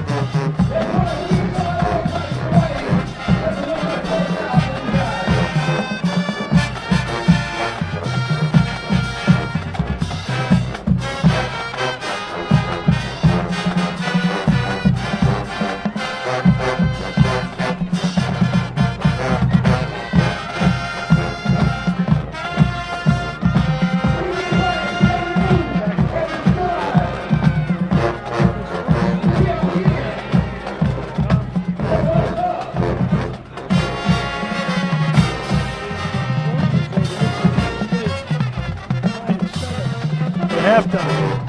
VSU has not covered themselves in glory, but a discipline problem in the opening 30 minutes. And VSU has had difficulty finding consistency offensively, although Darius Hagan's kind of starting to have a little bit of a breakout game. He had 83 yards rushing 2 years ago against the Vikings and has done the vast majority of the work at running back tonight. Devontae Waller making his second start, has had a couple of bright moments, but took a big sack at the end of the first half. Meanwhile, Trojans' defensive line, as expected, at times has been terrorizing. 3 first-quarter sacks, a couple of huge tackles for loss on run plays, but the Vikings have still found ways to get theirs. Early in the game, Melvin Smalls running the football effectively, though none of those drives resulted in points. And then Kevin Caldwell beginning to find the range with the short and intermediate passes for Elizabeth City State, and that did bear fruit as the Vikings ripped off a short drive after a Trojan special teams disaster, which has become now 3 weeks in a row kind of a common theme, and a shock for a team that was the only saving grace in week 1 when the Trojans were getting plastered by Lenore Rhyme was that the kicking game looked great. Returns, kicking, operations, and you figured, after almost 2 years off, that might be the trickiest part to get rolling again. Week 1, it looked great. Week 2, with one notable highlight film level disaster, it was pretty solid. But since Fayetteville State, it's been kind of another issue. Penalties, turnovers, bad snaps, and the Trojans with a very costly bad snap late in the first half that allowed the Vikings to take advantage of a short field and tie the game at 7. And Chris, I know it's probably a little surprising for you. I think you expected to see something a little bit different tonight. Yeah, I thought that Trojans would have a little bit more success on offense than what we're seeing tonight, especially with the breakout game for Waller last week against St. Augustine's. And, for Elizabeth City, for them to try to run the ball as much as they are and actually having some success with Smalls, it's a little bit of a surprise. But I kind of expected a low-scoring game. Elizabeth City, a game like this favors Elizabeth City. When they have won, 2 straight games, it's been low-scoring affairs. And if you let them hang around, it only increases their confidence. The other thing too is when you mention special teams, that's when Elizabeth City has capitalized over their last 2 games. They've capitalized off of turnovers and converted those into points. So, that's something that Coach Barlow is going to have to work on. With and going out to the team that those type of mistakes can't afford those because you have a team that loves to capitalize off of that. Yeah, Vikings 2 wins over Winston-Salem State, 19-14. They led by a couple of touchdowns early. Then they had a 19-0 lead at Livingstone, hung on to win 19-13. So the pace kind of favoring Elizabeth City. Trojans had the first possession. Vikings will actually have the ball to start the third quarter tonight. VSU's first possession, a brief one, as Waller on the second play from scrimmage trying to throw a ball over the middle. It looked like it just kind of slipped and sailed a bit on him, was intercepted by Johnson. Vikings from their own 35 picked up a couple of first downs, then took a sack and had to punt. They thought they downed the ball at the 1-yard line. Officials originally put it down there, then put their heads together, made the proverbial rock pile, and decided it was a touchback, and the ball came out to the 20. From there, the Trojans did little with it and wound up having to punt to the Vikings. Trojans thought they had Elizabeth City State stopped on downs at one point. Penalties kept the drive alive. 2 first downs on penalties on Elizabeth City State's second possession, but eventually a 4th down sack by Devontae Braxton fairly deep in Trojan territory ended that drive at the VSU 30-yard line. Again, the Trojans picked up 1 first down, had to punt, and the Vikings punted to VSU. And now early second quarter, Trojans had a couple of promising moments from Darian Hagans. Hagans picked up a first down at the Viking 41-yard line with a stout run From there, Virginia State marched relentlessly backward with a series of penalties. And on third and about 25, back on their own side of the 50, Trojans came up with an inspired middle screen. Waller to Hagens, who made the catch at about the 45-yard line, had a phalanx of blockers in front of him, then bounced outside the numbers near sideline and raced in for a touchdown. Officially a 57-yard touchdown strike from Waller to Hagens. But Hagens did most of the work, toting the rock. Conversion kick good by Nick Woolfolk. 7-0 VSU, middle of the second quarter. Vikings then forced to punt, but again, not until they had nearly reached midfield, thanks in part to a pass interference call. The Trojans starting at their 16, picked up one first down, then stalled. Trojans went to punt late in the first half, but snap bounced on Jesus Valenzuela. It was short by a couple of yards. Valenzuela unable to scoop it up, and perhaps remembering his unfortunate turn scooping up an errant field goal snap and turning into Gary Apremian in the Ohio-Dominican game, just tried to kick the ball off the ground. That didn't work out real well, but to his credit, he then dove into the pile and somehow came up with the ball. An unfortunate effort because other than allowing Elizabeth City State to pick the ball up, which it looked like that was where that was headed, if you're not going to advance it, there's no point to it because once the play was over, that was it. He did recover the ball, but it was a turnover on downs, and the Vikings had the ball at the VSU 27-yard line. Caldwell was able to hit a couple of passes to the far sideline, and they had a first and goal from about the 7, then went backward again. And on a fourth down, Caldwell lobbed the ball into the far back corner of the end zone, and Cameron Saunders at 5'11", though he looks a little taller than that. They listed 5'11", 175. He went up and got it, won the jump ball back in the end zone. Tremendous individual effort by Saunders. His 4th touchdown reception of the season. Caldwell's 10th touchdown pass of the year. And the conversion kick from linebacker Eric Mejia. Not anything you'd want to show the kids, but it got between the sticks. And it tied the game at 7. And the Trojans had one more crack at it with good kickoff return by Torrey Wallace, one of the up men. They had a first down at their own 43, but with 13 seconds left, good Viking pass rush led to a sack of Devontae Waller, who wound up losing about 15 yards and running all of the remaining time off the clock. And that's where we are at halftime, tied 7-7. The Elizabeth City State Band has already done its thing for the folks. Right now it's the marching Trojan explosion. We will come back with whatever numbers we are able to scrounge up, as well as scores from around the country as halftime continues from Rogers Stadium. Vikings and Trojans deadlocked at 7, 91.3 WBST.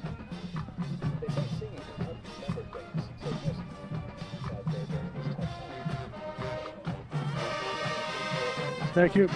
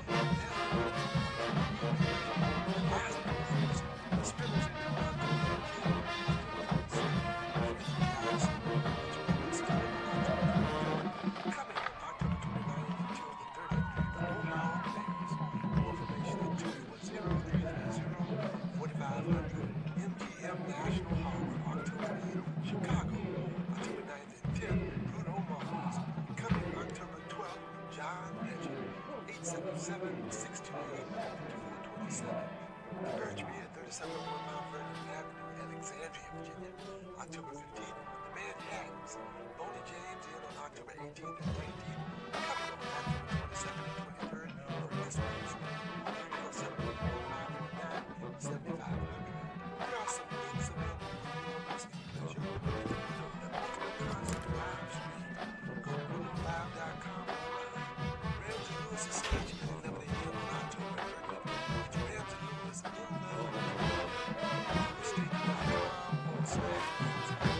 It's jazz at Red Cat Publicity at SummerLive.com. Check out Jazz Night on Thursday, Jazz on the Line, Jazz Blog, Harper Jazz is on the live stream. Go online and check out Jazz. Concerts,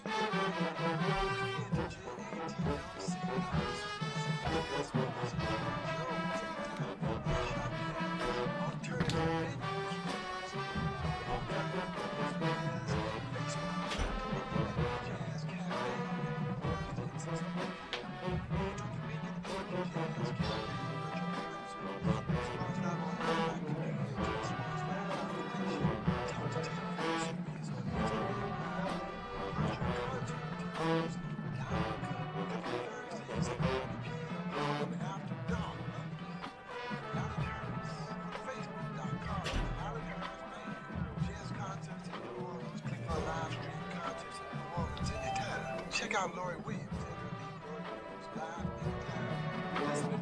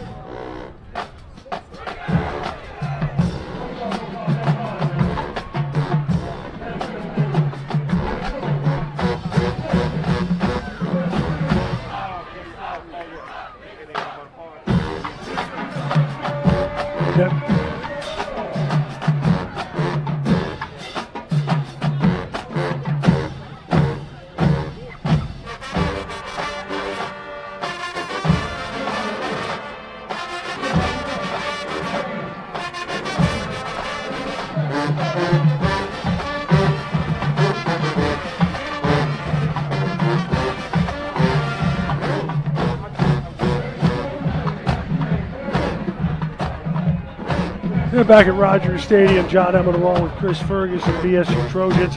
The Elizabeth City State Vikings deadlock at 7 at the break.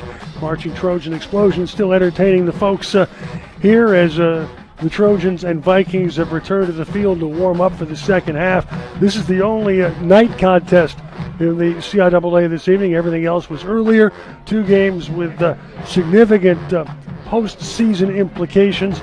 Bowie State, a very strong performance in a 14-3 win over Chowan at Murfreesboro. It was a battle between two nationally ranked teams. Chris Ferguson was there, and Bowie right now, until somebody knocks them off, they are clearly the favorites.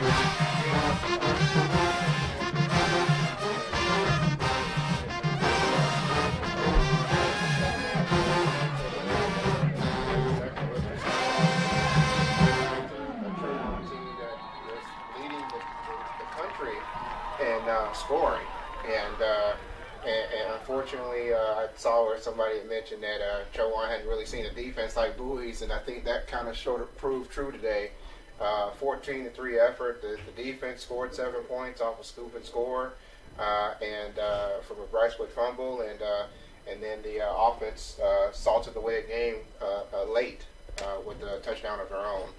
The other game with the significant postseason implications, Fayetteville State trying to win the South for a fourth consecutive year, and they beat Shaw today 15-12. That was after Shaw had come up with a pretty strong win over Union last week, and now the Broncos are clearly in the driver's seat in the CIAA South.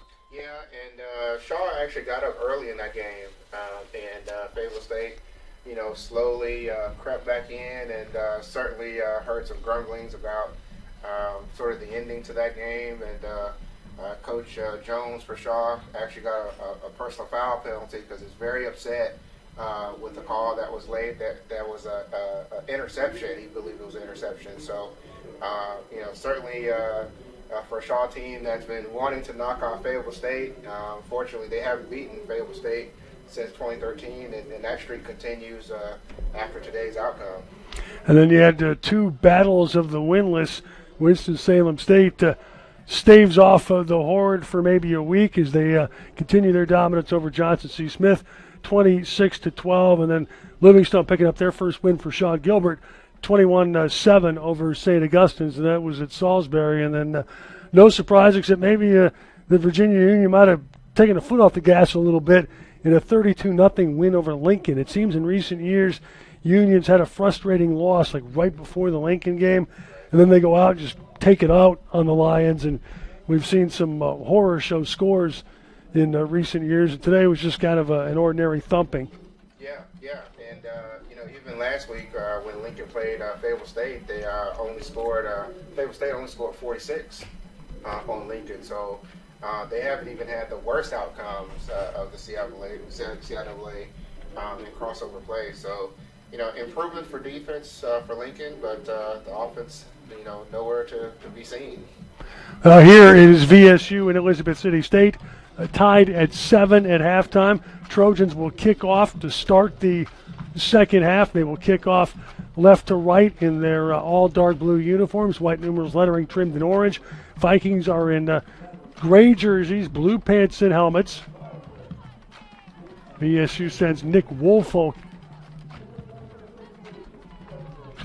That's Valenzuela. Valenzuela's going to kick it off. Trojans' two kickers tend to alternate in that role. And the Vikings have Zion Riddick back deep, waiting at about his 7. That might be a little optimistic as the Trojans have been kicking it deeper.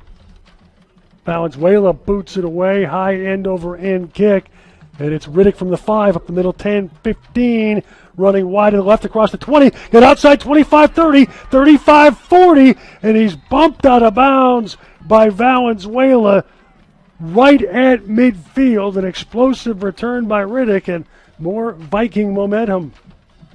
Yeah, so Riddick is an all-conference performer at that position, and he certainly showed that burst of seam once he got to the edge there. And for Elizabeth City, it gives them another crack at potentially scoring for really, really good field position here at midfield. And a very rare strong kickoff return against the Trojan unit that was best in the conference in that category coming in.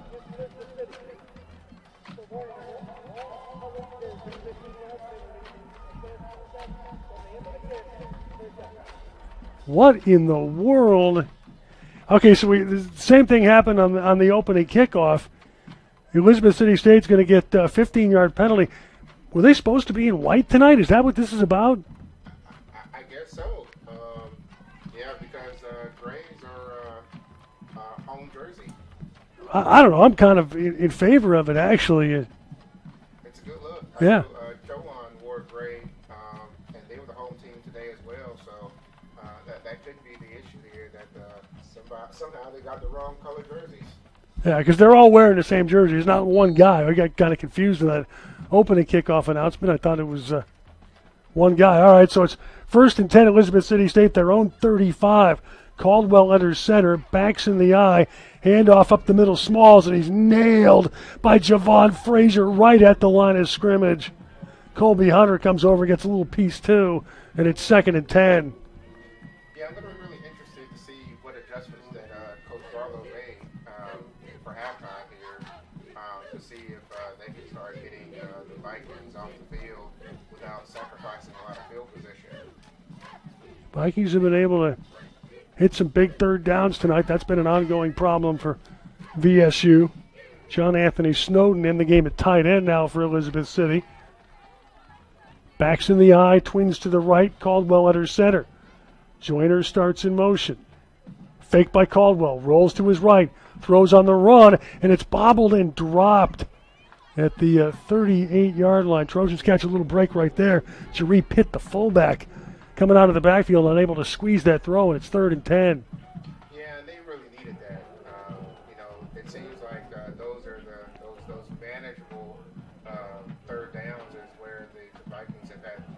success tonight. Now they're in a fairly perilous position, 3rd and 10. Well, the Trojans have a chance here to get right off the field. Vikings go 4 wide, 2 each way. Smalls flanking Caldwell in a shotgun.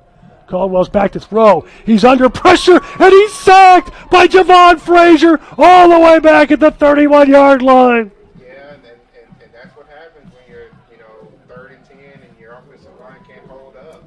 You risk plays like that, and that's a huge, huge sack for Frazier. That's really going to give Virginia State a chance to get some good momentum and good field position because the punt returner is just inside, well, just outside the 40. Andre Jackson waiting at about his 41 on the Joyner punt. First time Joyner's had to punt from deep. It's a decent end-over-end kick, and Jackson dives on it at the last minute at the 41-yard line. He was hoping it would bounce and he could scoop it, and instead he wound up flopping on it. So an excellent result there for Joyner. Yeah, he seemed a little indecisive there. It looked like he was hoping that maybe the ball would bounce in BSU's favor, and then it didn't.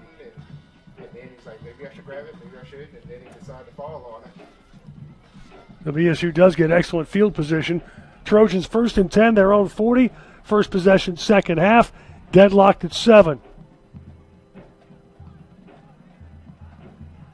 Jordan Davis is in the game at quarterback, gives to Strickland off the right side. He's hammered at the line of scrimmage and gets nothing.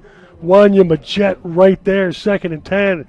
So Jordan Davis is taking over at quarterback for Devontae Waller. Waller didn't appear was injured on that sack at the end of the half. He's standing right next to the coaches with his helmet on, looks ready to go, but it's Jordan Davis who looked sharp in relief coming off the bench in mop-up time last week. Tight trips, bunch to the right on 2nd and 10. Fake, Davis going to keep on a quarterback draw. He's across the 45 to about the 47-yard line. Really got popped. But the man who popped him is down. Viking who made that tackle landed in an awkward position. Can't pick a number up yet. VSU looking at 3rd and 4, but here comes the Viking medical staff as the man who made that tackle now in a little better spot. He's up on his hands and knees. Yeah, he was on his side in really an awkward looking position, but now is looking a little better. And that's Deontay Isom, linebacker. Junior out of Raleigh. And Isom is up and walking slowly under his own power off the field. He does look a little wobbly, though. It's a little surprising they're letting him go by himself, and now they are kind of coming over to steer him around a little bit. So VSU with the ball at their 46, 3rd and 4. Jordan Davis taking over at quarterback for the Trojans. Yeah, I wonder if Davis is in the game because he tends to have a little bit more desire to run from time to time. Maybe the coaching staff sees something. From the 46, flanked by Strickland. Trojans have Roy Jackson and Marquez Phillips split to the right. Twins left. Daniel is the slot receiver. Fake, throw to the right, caught by Phillips, first down yardage, broke a tackle and then stumbles inside the Viking 40 to about the 38-yard line, tripped up by Eric Mejia, but VSU hits a 3rd down. Yeah, and good decision making by Davis, just coming right into the game and, a big run and follow that by a really good pass. All right, from the Viking 37, wide receiver screen for Daniel inside the 35-30, and he's wrapped up and thrown out of bounds in the neighborhood of the 25-yard line, near sideline by Elijah Bailiff. Another Trojan first down. Yeah, and Trojans are back in the hurry-up again. Jordan Davis marching VSU on his first drive of the ball game. Trips bunch to the right. Hand off up the middle. Strickland has a little hole. He's inside the 20. Broke a tackle and is finally dragged down at about the 17-yard line by Eric Mejia. And the Trojans bite off about an 8-yard chunk on first down. Well, you can see that momentum now. The way that they're just moving and hurry up offense. No huddle. VSU right back on the ball. 3 wide, 2 to the right. Fake by Davis, going to keep it around the right side.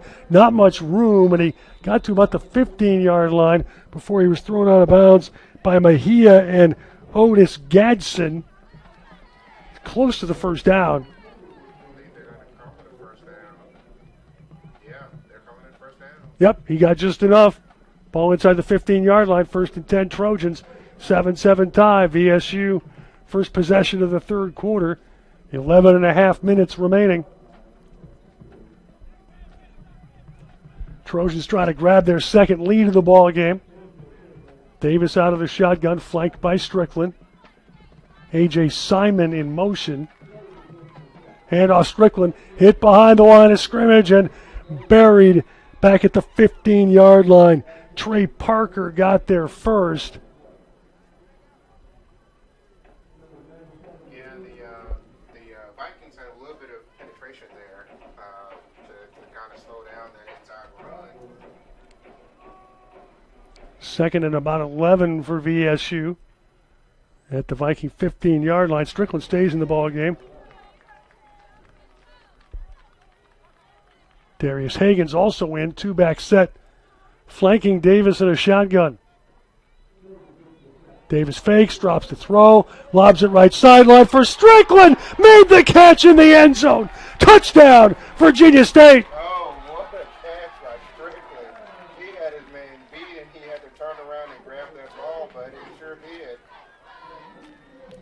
So Jordan Davis off the bench to lead VSU on a 60-yard touchdown drive. I tell you, the offense just showed much more urgency on that drive. It's one of the best-looking drives of the season, maybe the best-looking drive of the season. Yeah. Nick Woolfolk on for the conversion kick. Trojans back out in front. Jesus Valenzuela holds. Snap, place down, kick is up, and it's good. Woolfolk splits the uprights, 14-7. The Virginia State lead, 10:28 to play third quarter. Back with more Trojan football after this time out on the Source, 91.3 WVST.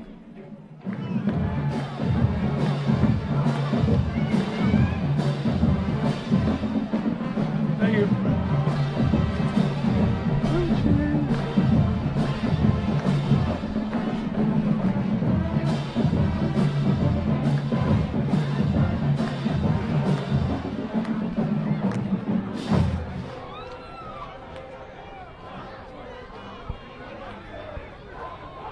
Yep. Yep.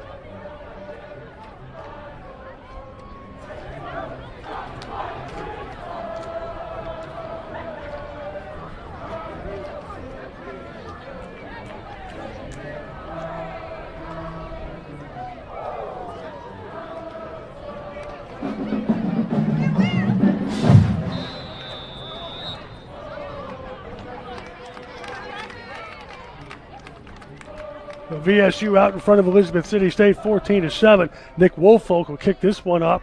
Left footer with Zion Riddick back deep, waiting at about the 6-yard line. Woolfolk, hard line drive boot. Riddick catches the ball at the goal line, almost slipped across the 5, 10, 15, up the middle, and he disappeared into a stack at the 20, and then was shoved back by another lively group of kick coverage people, including Darius Hagens, who started the game at running back and gets a piece of that tackle. Also downfield, Rodney Jones, who's been really good all year in kick coverages, was one of the captains tonight. So they marked Riddick down at the 18-yard line. Tough kick to return. Riddick almost fell down at the goal line.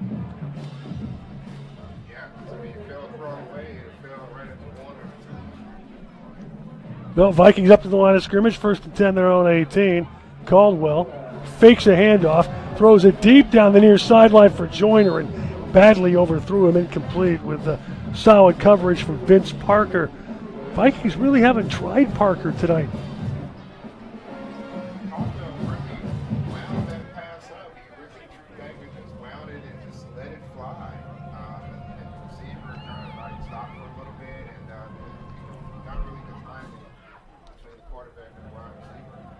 Parker's side of the field has not seen a whole lot of activity.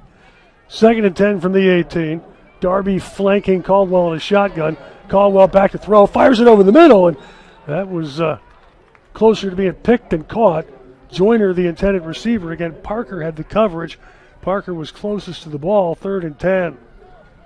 You know, Caldwell's only like 5'10", 5'11", so, you know, trying to see over that offensive line can be a little bit of a challenge. And, you know, certainly closer to Virginia State, like you mentioned, than his own wide receiver. It's kind of a dangerous throw. Trojans have had 4 sacks tonight, and Caldwell has had to contend with a lot of pressure as well. Out of the gun, flanked by a single back, fires to the right, and that's caught at the 25-yard line. Saunders a diving grab while he was wearing the Trojans' Daquan Lewis, and it's 4th and 5, and the Vikings will have to punt.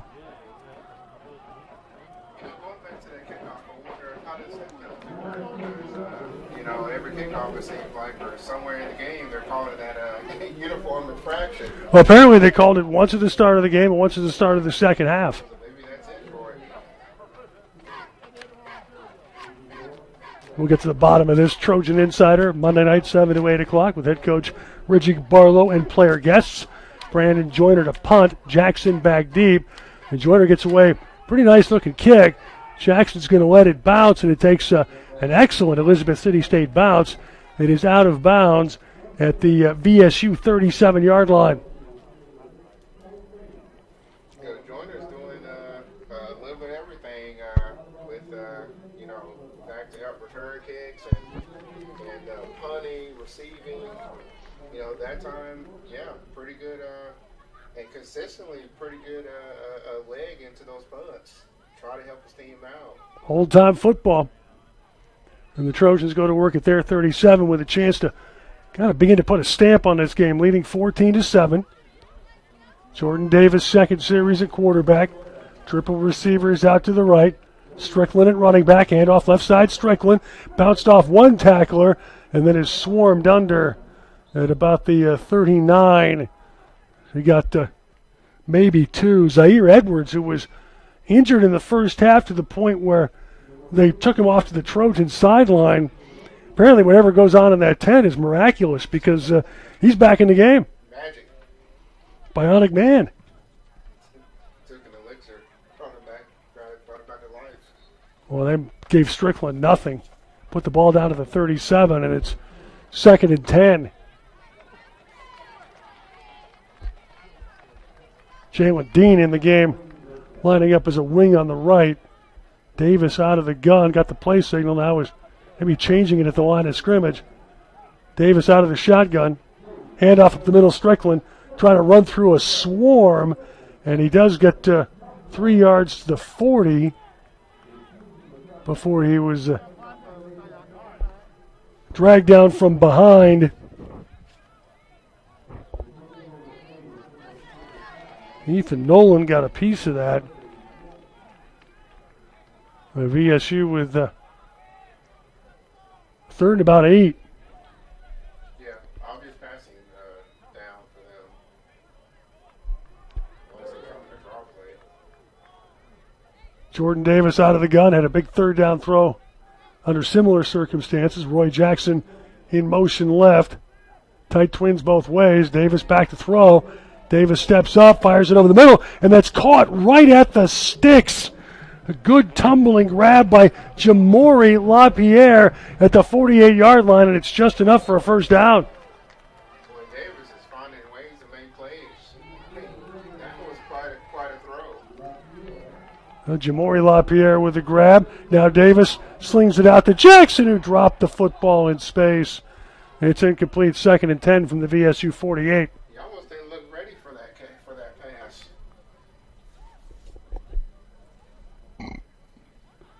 Yep, that was a rare out-and-out drop. Trojan receivers, normally a pretty sure-handed bunch.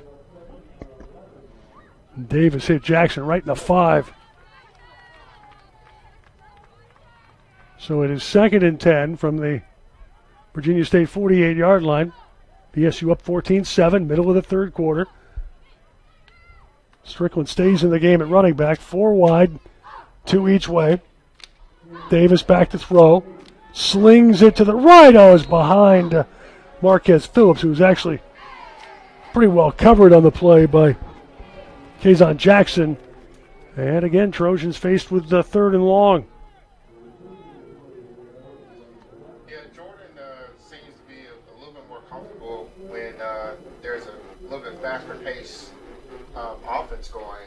You know, the huddling and trying to make a play seems to throw things off a little bit. LaPierre in motion to the left on 3rd and 10 from the 48-yard line. Davis back to throw. Under pressure, it's a middle screen for Strickland. He's across midfield and then wrestled down at the Viking 48-yard line by Otis Gadsden. And VSU with 4th and 6, and they'll punt. Yeah, Memphis City seemed to be ready for that screen. The defender was right there, right next to the receiver, so, you know, they didn't even have a chance to try to break for 4 yards. As soon as he caught that ball, he was already trying to send it to the ground. That was the play that Hagens popped for a touchdown back in the second quarter. Josiah Hayes waiting on the punt of Jesus Valenzuela, who gets a good snap, and Rugby punts to the right, and that's caught at the 12-yard line, but it is beautifully covered. An outstanding play by Torrey Wallace on special teams, who nailed Hayes in his tracks at about the 10-yard line. And if you're Elizabeth City, that's a pretty dangerous catch. You know, no signal for fair catch or anything, and yeah, you have to be kind of glad that you're able to, you know, not have anything disastrous happen there. Hayes, one of the better statistical punt returners in the country, trying to make something happen there, and something almost did happen, which would not have been ideal for the Vikings. Right. 1st and 10 from their own 10. Caldwell at quarterback. Fakes. Throws to the right. It's a screen for Pitts, and he slipped a tackle across the 20, 25, 30, far sideline 35, and he's finally caught from behind at about the 37-yard line by Zion Jackson. Yeah, that was great balance by Pitts. He almost lost his balance and fell down before the first down mark, and he was able to collect himself and gain a lot more yards in the process. So the Vikings out of the hole. Jeree Pitt, the junior out of Hertford County High School, North Carolina. Pops a big one there.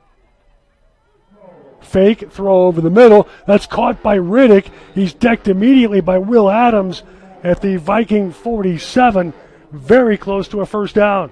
Yeah, Vikings are going back to what they've been able to do best in this game, is that short to maybe slightly intermediate pass game. You know, if they can get 6-7 yards, and in some cases they've been able to connect on those pass plays and then get some yards after the catch. Vikings up to the line of scrimmage on 2nd down and about a yard.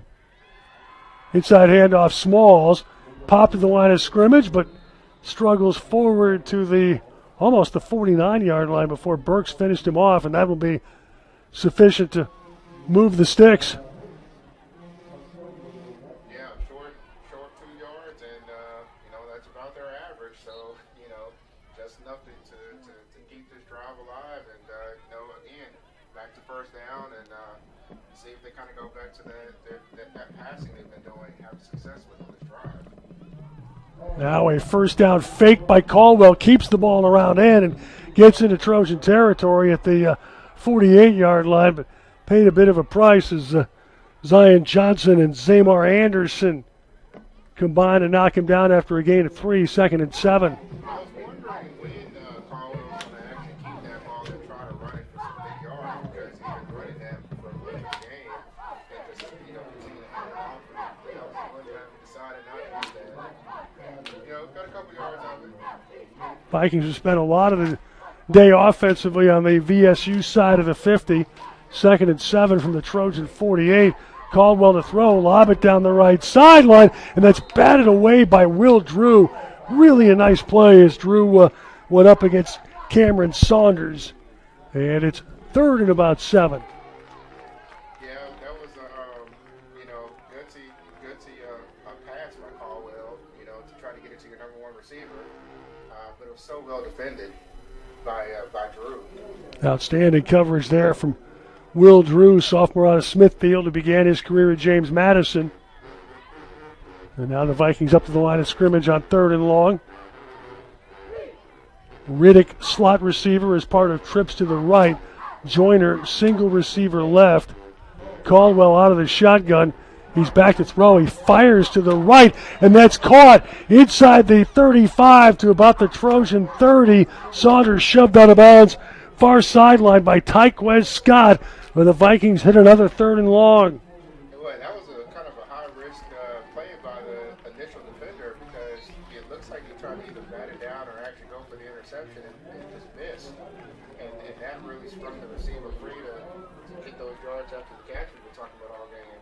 First down from the 30, fake handoff, and Caldwell annihilated. Absolutely crushed by Javon Burks. Burks with the celebration after that saying he deserved every bit of that celebration. I mean, that was just brutal. The ball came out, and Virginia State got it. In fact, I think Burks actually ripped it out of Caldwell's hands.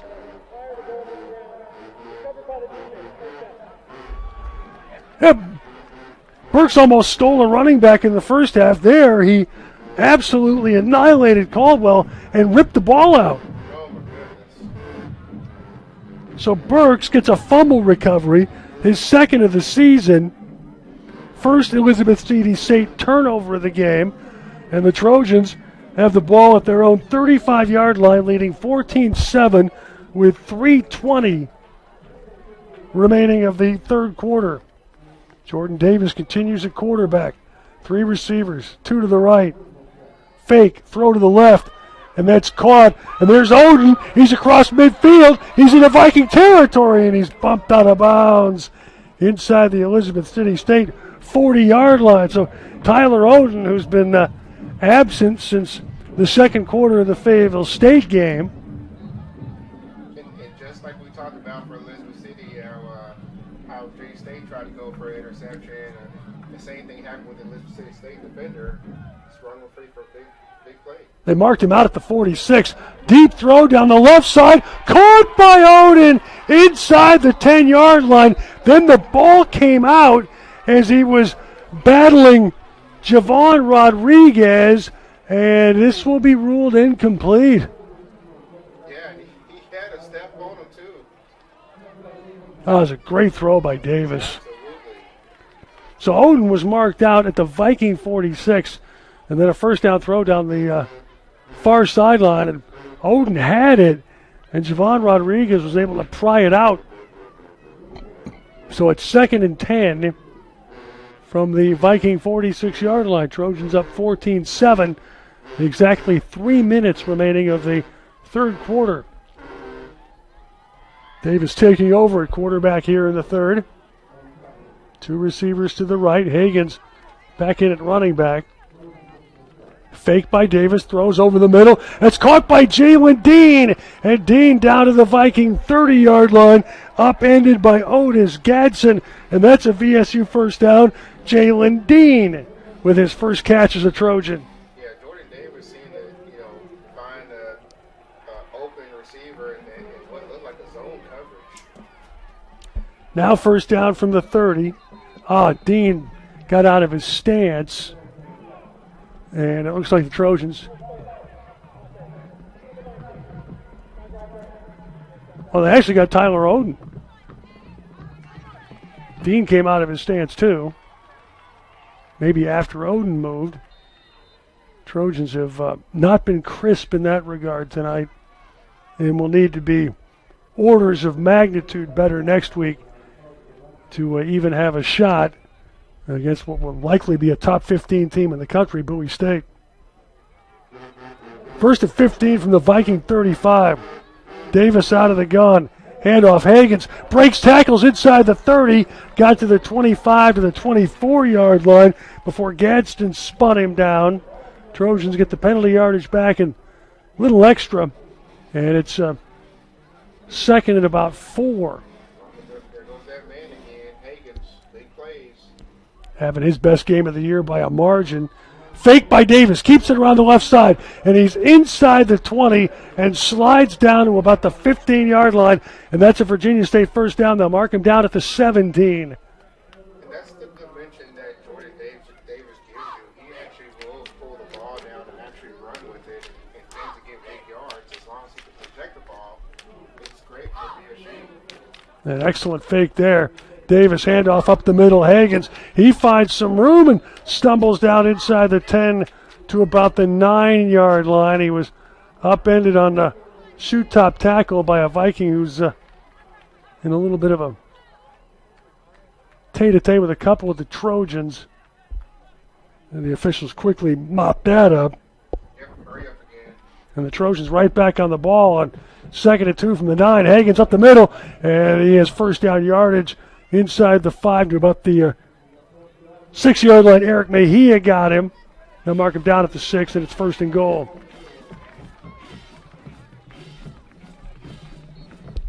Trojans right back to the line of scrimmage.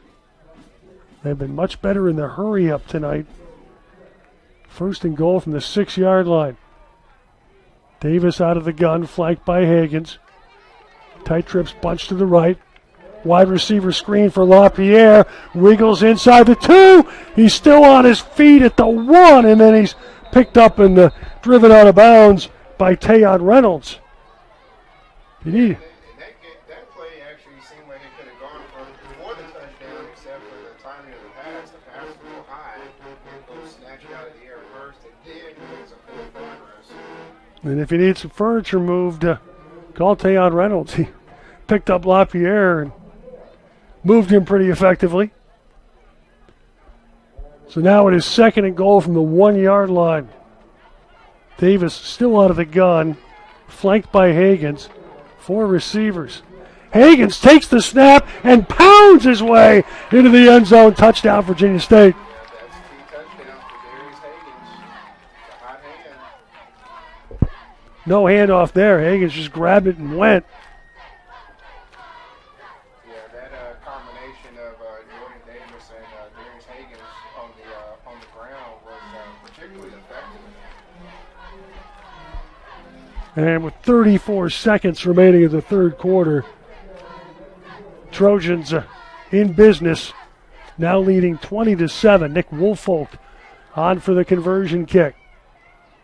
Jesus Valenzuela holds. Snap, place down, kick, and that's a flutter ball that may have been deflected. And there's a pile in front of Woolfolk, but it got through. The kick's good. You didn't think the Trojans were going to win the ugliest extra point of the night contest, but Eric Mejia now has his work cut out for him. Well, Mejia's extra point actually was better. It did. VSU now, they're gonna win the ugly extra point contest too. Right. Out in front, 21-7, with 34 seconds remaining in the third quarter. That ball might actually have been deflected. Yeah, I think it was actually deflected. Some outside the conference games today of interest. Saginaw Valley in the fourth quarter is tied with Texas A&M Commerce. You may be wondering what in the world I'm talking about here, but Saginaw Valley, Bowie State beat them a couple of weeks ago, and Texas A&M Commerce is nationally ranked 22 in the D2.com poll. So if Saginaw Valley wins that game, that's a nice little strength of schedule boost for Bowie. Ohio Dominican leads Ashland 10-7. See which kicker the Trojans send out to kick this one off. This will be Valenzuela. Yeah, reportedly, Ashland's quarterback is actually starting quarterback's out of the game now. Broken legs out for the rest of the year. Yikes. High end overhand kick, and it's Brandon Flint from the 5-yard line. Fumbled the ball, got back on it at the 5, and then was cut down right there by Kemo Clark Another running back flying down on special teams. Yeah, VSU's running backs are making plays all over the field. Doesn't matter how they're getting into the game. And boy, that muff pump was very costly. He couldn't find it for a small period of time, and that allowed the coverage unit to get down there pretty quickly. Mark him down at the 6, and Kemo Clark, who's Division I transfer, out of the running back rotation tonight. So now he just runs out and makes tackles on special teams. And the Vikings have the ball at their 6-yard line, down 21-7. Trying to. It's not good for Elizabeth City because they've been able to give up some tackles for loss here. Caldwell out of the shotgun, back to throw, fires it to the right, and that's caught across the 10, 15, shoved out of bounds, far sideline. Saunders again doing damage. He was escorted out of bounds by Tyquez Scott, but the Vikings get a little breathing room. Yeah, again, that short passing game, letting the receivers make plays, really helps out Elizabeth City. 9-yard pickup on first down, so 2nd and 1. Noses the ball right at the Viking 15-yard line. Vikings going to let the clock run out and regroup as the third quarter about to come to an end. And we are at zeros. So 45 minutes in the books from Rogers Stadium. Virginia State out in front 21-7. Back with the fourth quarter after this time out on the Source, 91.3 WVST.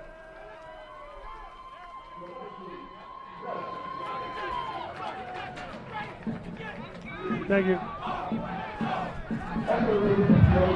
ahead and feed it back when you get a chance.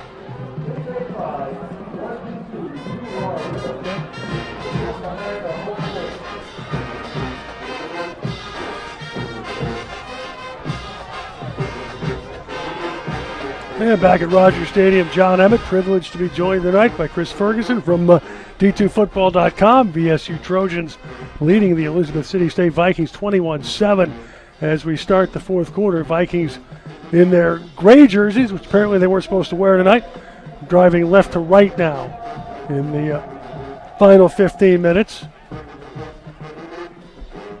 And they are looking at second down and about a yard from their 15.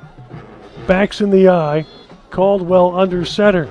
Caldwell keeps it, trying to surge for the first down. It looks like he did move the stack forward to about the 16 and picks up first down yardage off the bottom of the pile for VSU. Another one of the depth guys in the defensive line as the Trojans getting Brian Daughtry, freshman out of Richmond, some reps for the second straight week. Daughtry and Burks currently the interior people with Frazier and Braxton, the defensive ends. Trojans with 5 sacks tonight. They created a turnover with their defensive line play. First and 10 from the 16. Caldwell fires it over the middle. That's caught by Riddick, and he runs over Will Adams and finally stumbles down at the 41-yard line, and that's a first down. That was a laser, too, right to the inside where only Riddick can get it. And that was a great catch from his part, big stride. Boy, an excellent throw by Kevin Caldwell, and Riddick nearly popped one. 5'8", 160. Showed a little strength running through Will Adams, who's an all-conference level defensive back. From the 41, quick throw to the right. That's caught by Joyner, and he's to the 47 before he's driven out of bounds into the Trojan sideline by Will Drew and Nashawn Reed-Carlos. Gain of 6 on first down, second and 4. Yeah, but Elizabeth City kind of has a recipe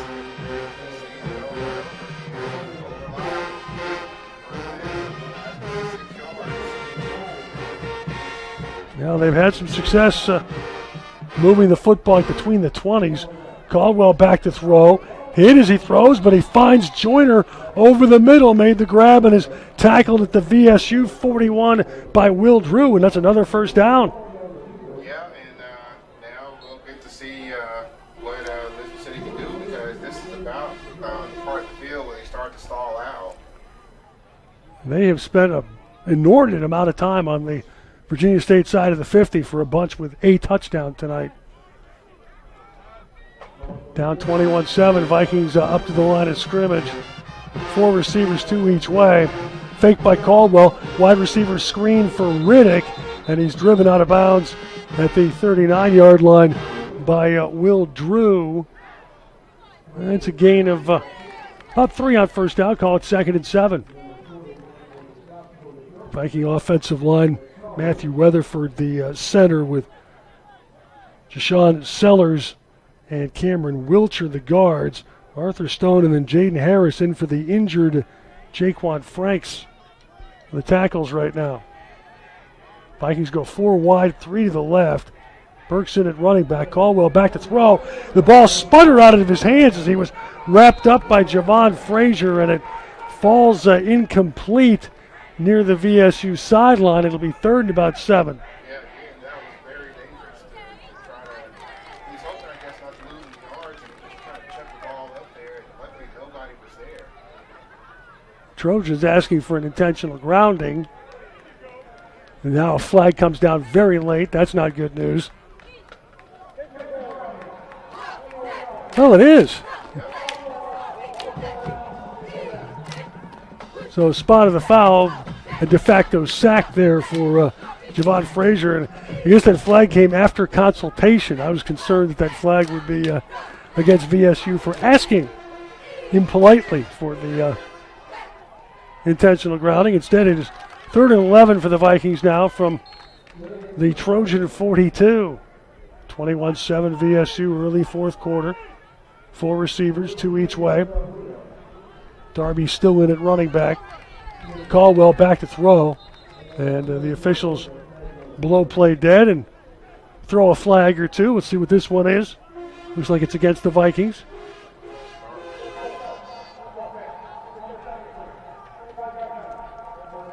And that's Jaden Hayes, the freshman tackle, who was pressed into service after the Franks first half injury. Yeah, Vikings are very predictable, stalling out. Started over there. They were at, just at the 40 or just inside the 40 at one point, and just moving backwards. Now the ball's back at the 47, and it's 3rd and about 17, and it's an inside handoff for Burks. He finds a little room and wiggles down to the 40-yard line. So we got about 7 right there, and now it's a 4th and about 10. Zion Johnson made the tackle, and the Vikings, looks like they're going to punt. Yeah, it's kind of thought that maybe they would consider going for it, but, it's still a little early in the 4th quarter, and maybe you play the field position game and see if you can stop Virginia State. But at the same time, Trojans have been pretty hot. Joyner's done a good job dropping them inside the 20. He punts for the left corner. Jackson races over, lets it bounce. And this is the Vikings kind of dallied on that one, and it squirts into the end zone. It's a touchback. They just couldn't get there again, kind of hesitated and thought that maybe they're stocking its own at the 1, and by the time they made the decision to go after it, it was too late. The ball was already in the end zone for a touchback. Boy, I really thought they had a chance to get that. All of a sudden, everybody looked at it like it was a grenade. So the Trojans catch another little break there as Joyner has just missed, really pinning VSU deep a couple of times. Kemo Clark is in at running back now for VSU. Yeah, and Trojans now have an opportunity to put some real big distance between them and the Vikings. Jordan Davis has played the entire second quarter at quarterback, though Waller appears to be healthy and ready. LaPierre in motion left. Davis out of the shotgun. Handoff left side, Kemo Clark finds a little room on a cutback and then backpedals his way to the 24-yard line before he was finished off by the Vikings' Rayvon Freeman. Freeman making a rare tackle that was not behind the line of scrimmage. Yeah, it seems like BSU might be intent to try to run as much clock off as they can. Yeah, it's 4-minute offense time. Handoff left side, Clark. Again, he cuts it up, finds a little room, straight arms man across the 30, 35, 40, 45 midfield. They marked him out of bounds. He was across midfield. It looked like he might go to the house, but they say he stepped out. Trojan bench disagrees. It looks like they're going to mark him out at the 36-yard line. It's enough for a first down, but not quite everything they thought they were going to get. Yeah, because once he broke out like that, he only had one man to beat at that point. So from the 37, first down VSU is Kemo Clark with a couple of good-looking runs. Clark stays in the game. Davis fires a wide receiver screen for LaPierre, and the Vikings blow it up. An outstanding play by Javon Rodriguez to nail Javon LaPierre back at about the 34-yard line. Okay.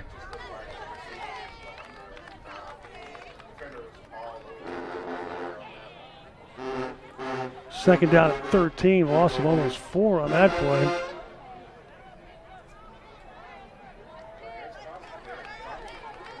Clock does keep moving. Trojans up 21-7.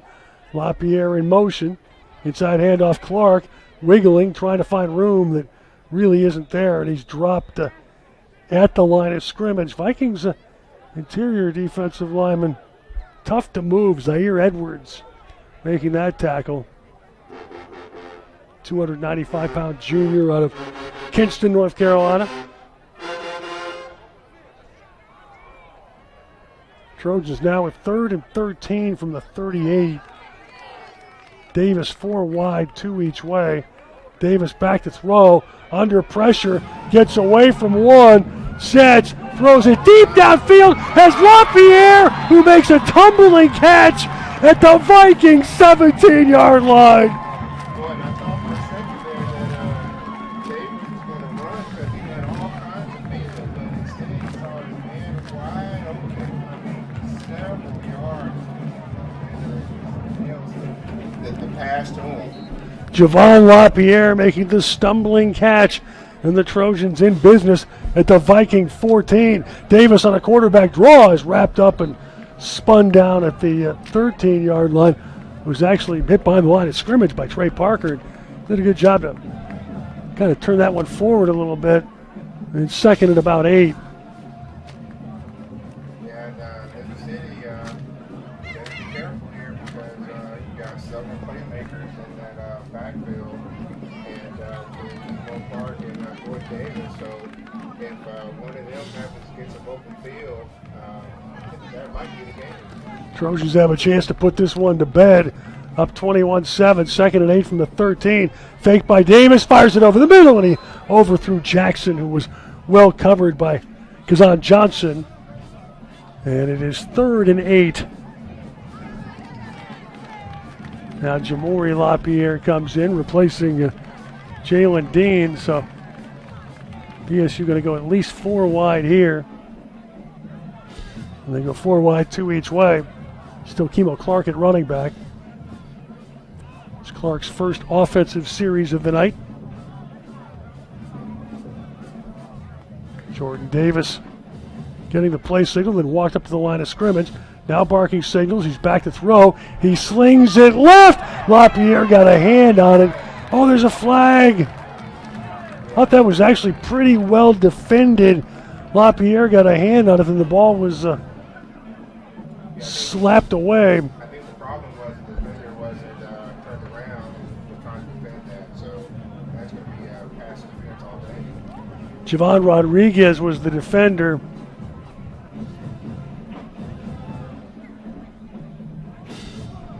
Vikings kind of making a plea right there. One of the Vikings needed to be steered away from the official a little bit. Jermaine Smith, freshman out of Chesapeake, playing in the defensive backfield. Ref's mic's been golden all night, and then he just failed. We're having a great ref mic night. But it is pass interference, Elizabeth City State. It is 1st and goal for the Trojans at the Viking 2-yard line. Down to 8:25 remaining in this one. BSU trying to fatten a 21-7 lead.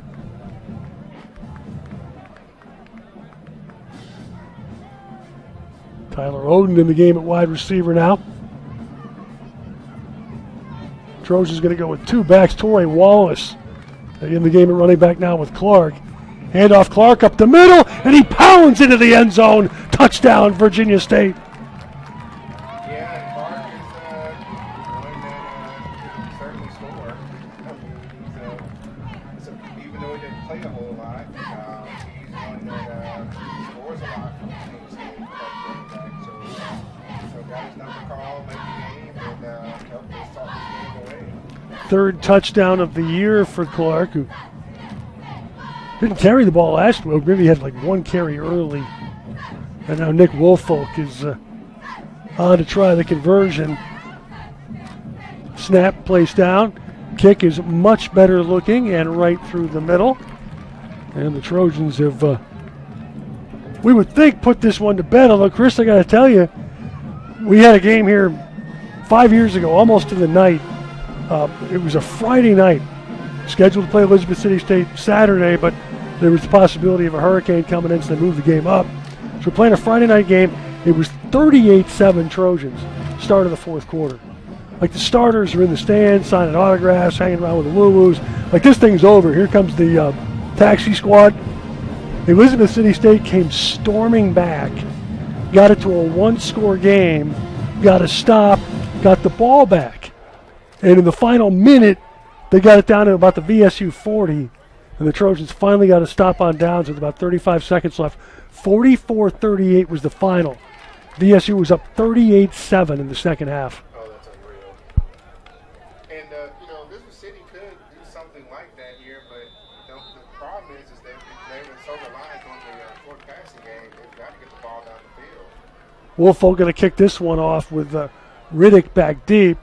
It's a high, somewhat shorter end-over-end kick, and it's Riddick from the 12 up the middle, 15-20, trying to juke outside, and he's nailed at the 21-yard line. An outstanding textbook open field tackle from Jaden Harris. Yep, now we're going to see what the city dials up. They want to even have a remote chance at tying this game down 3 scores with 8 left in the game. And this is good fun for VSU's defensive line. They kind of pin their ears back right now. They've got a little cushion. And they have spent much of the night already terrorizing Caldwell. Actually going to go with a 3-man front here. Dwayne Platt's going to play defensive end. They're putting Braxton playing one of the tackles. First down, Caldwell fakes under all kinds of pressure, and he's sacked back at the 14-yard line. It was Javon Frazier first, then Dwayne Platt got a piece of that one. Yeah, there was more than just 2 Trojans coming after him. He had no chance, and that's the problem with the city right now. They can't get any kind of contained enough to allow receivers to run down and try to get a big play.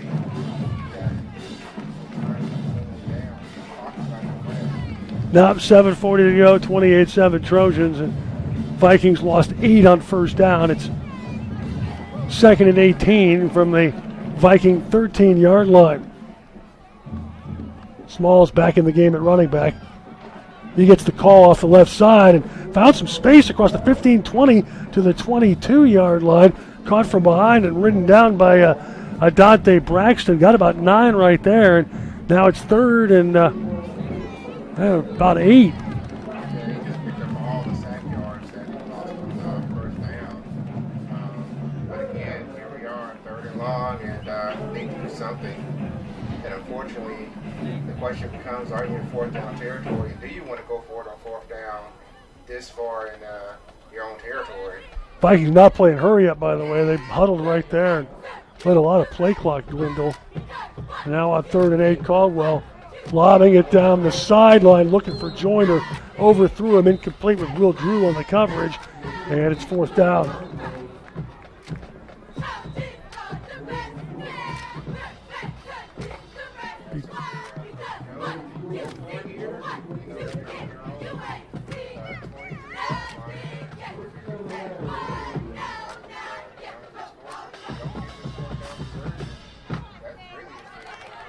We got 3 officials huddling at the 24-yard line.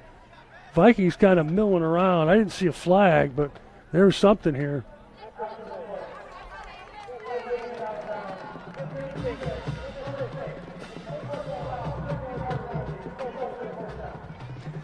Well, you know, there's a hill behind Rogers Stadium. I would imagine that hill is going to get some work in the next couple of days. Yeah, that was just unnecessary. I mean, we're sitting here, we could look to be on 4th down and get a 3rd out here. That's Vince Parker, who's a veteran and one of the leaders of this group. And not sure what happened right there, but he got a little chewing from Reggie Barlow. Quick throw over the middle by Caldwell was bobbled and dropped near midfield. Saunders has really played a good game, unable to squeeze that one. It's 2nd and 10. Penalty took the ball to the 37-yard line. Vikings in their own territory, down to 6:38, 28-7. VSU in front, 4 wide, 2 each way. Caldwell out of the gun, had to get rid of it in a hurry, but Saunders open, makes a spectacular leaping grab, but he was out of bounds at the Trojan 40. And there's a flag. We may get roughing the passer here.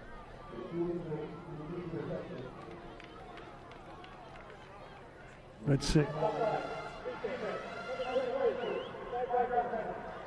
Well, Javon Frazier offside on the play. Yeah, I saw him kind of leap into that. That kind of makes sense to let the play continue on.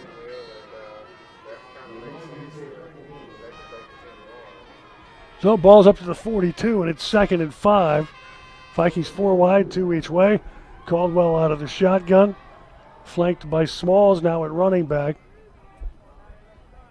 Saunders and Hayes, the receivers to the left. Inside handoff, Smalls broke 1 tackle, but is dragged down at the 43-yard line by Zion Johnson, and it'll be 3rd and about 2.5. Yeah,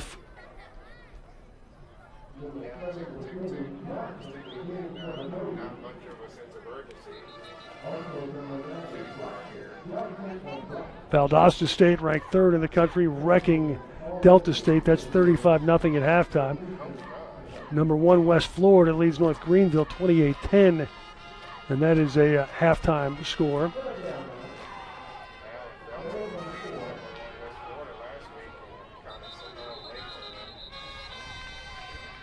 So Vikings with the 3rd and almost 4 from the 43-yard line, and somebody called timeout.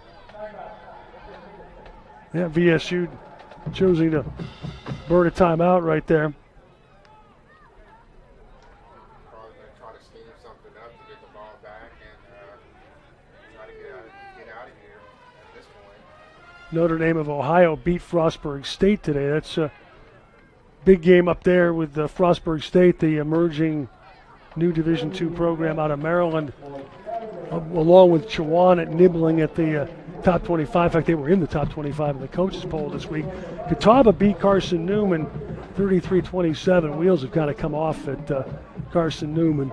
Lenore-Rhine beat Tusculum in a wild one, avenging their spring South Atlantic Conference title game loss 38-31. 8th-ranked Wingate with the routine 35-17 win over Limestone. Shepherd put 75 up on Lockhaven today. 75-21. Lockhaven beat Lincoln earlier this year. So from the 43, 3rd and almost 4, Vikings up to the line of scrimmage. Shotgun formation, single back, Caldwell back to throw, faked, then fires it off to the left, and it's picked off, intercepted by Nashawn Reed Carlos at the Trojan 35. Yeah, Caldwell threw that ball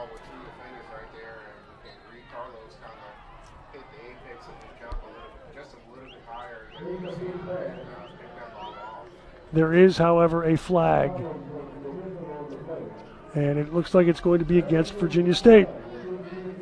And it will give the Vikings a first down. That might have been laid hit on the quarterback. Let's see.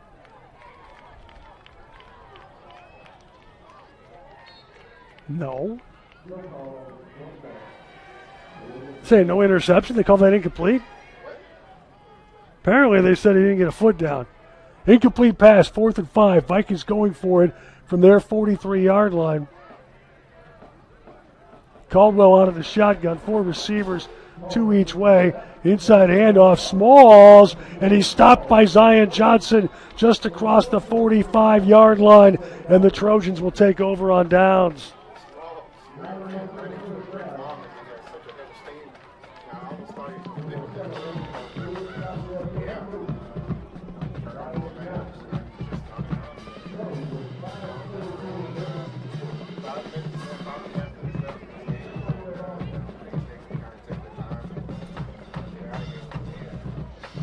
And the overturning of the interception winds up netting the Trojans about 20 yards.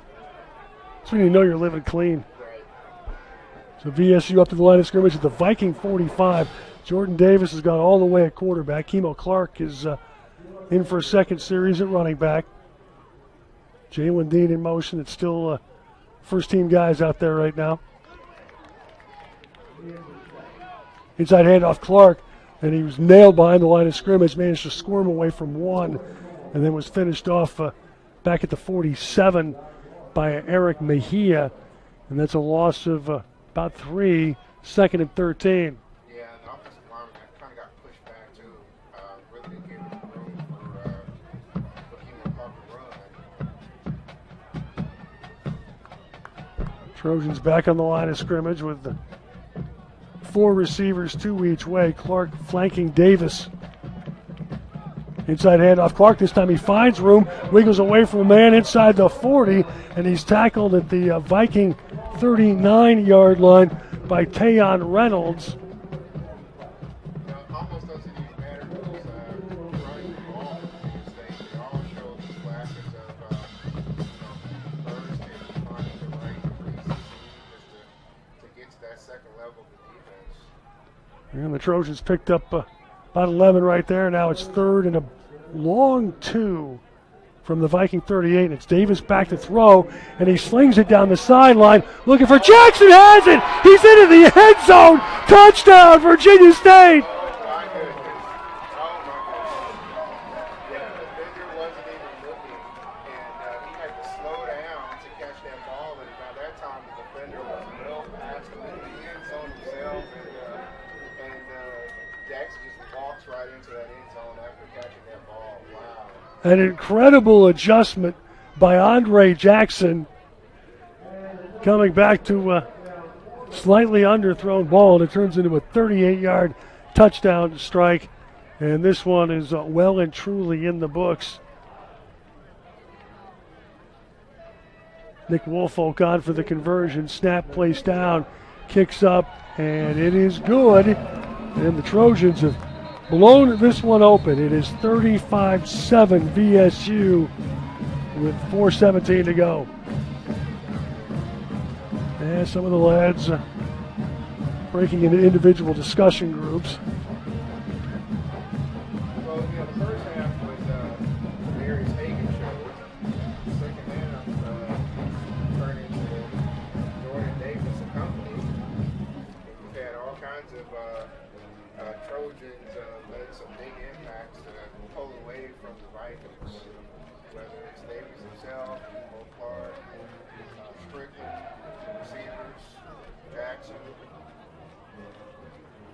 Davis taking over in the second half at quarterback after Devontae Waller had started the game.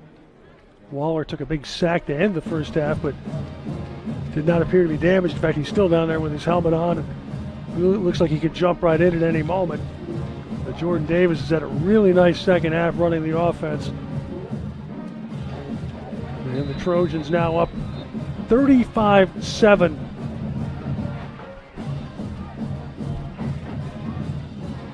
Valenzuela will kick it off. Riddick back deep, waiting at about his 6-yard line. Valenzuela boots it away, high, short, end over end kick, and it drops. It's scooped up by Riddick at the 15, and he wiggles to the 19 where he's wrapped up and thrown down by Dwayne Platt. More excellent kick coverage from VSU, and the Vikings will start shy of their 20-yard line again.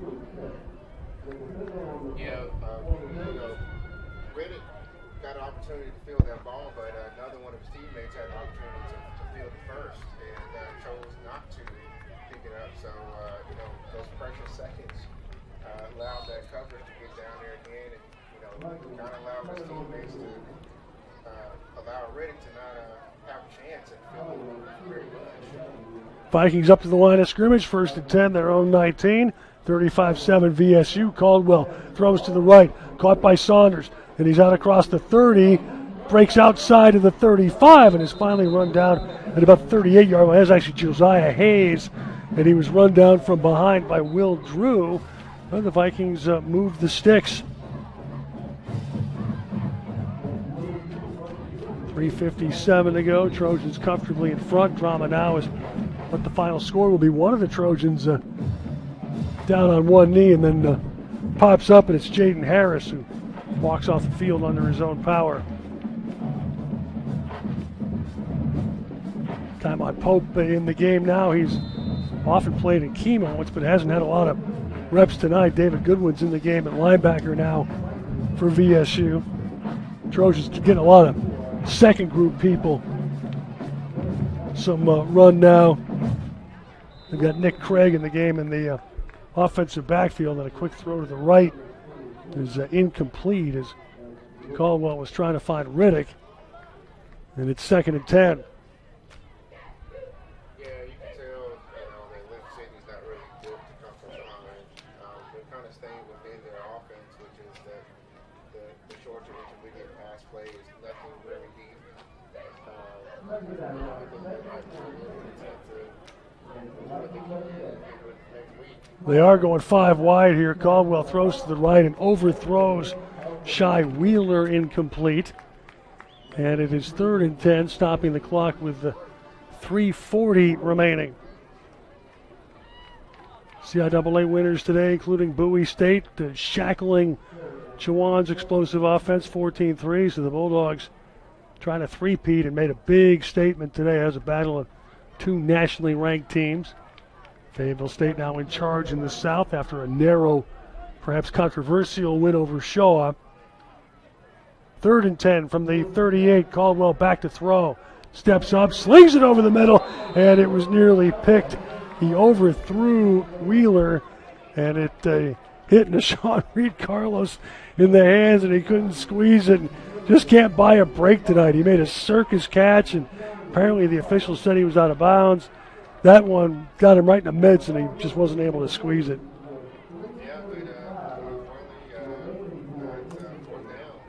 Yep, 3 and out, so the Vikings will have Joyner, their wide receiver, slide back into punt formation. And the Trojans going to send LaPierre back deep for this one. Joyner takes the snap, punts it away, kind of a helicoptering kick. LaPierre's going to let it roll, and it's out of bounds somewhere in the neighborhood of the 25. Let's see where they mark it out. It's like about the 22.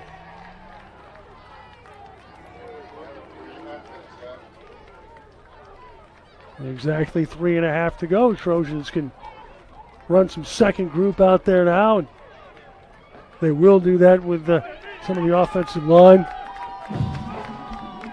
Seeing some fresh jerseys in there. Justin Tate is going to get a little run here in the offensive line. And we got a new quarterback in the game and a new running back. And a handoff up the middle gains about 8 yards to the 30-yard line. Let's see who these people are. I think that's Donovan Good. Yeah, Donovan Good's in it. No, that's not Donovan Good. That is 26. Trojans got all kinds of guys in the game now. Chauncey Caldwell was the quarterback. That was Upton Bailey is 26 on my roster. Thought that might have been Donovan Good. But Good is 28, and that is clearly 26 at running back. But Chauncey Caldwell's an interesting cat. Redshirt sophomore out of Durham, North Carolina Central transfer, whose paperwork got hung up, and that kept him out of the camp battle to win some time at quarterback. Again, a handoff up the middle and out across the 30 to the 35 to the 37-yard line is either Upton Bailey, who's listed as a defensive back out of Petersburg, or Good if he switched numbers. You would think this would be Donovan Good's time. He lit Elizabeth City State up 2 years ago. Oh, yeah. Almost 100 yards and 2 touchdowns. Had some mop-up carries last week. So VSU really is dipping in with Caldwell as at quarterback now.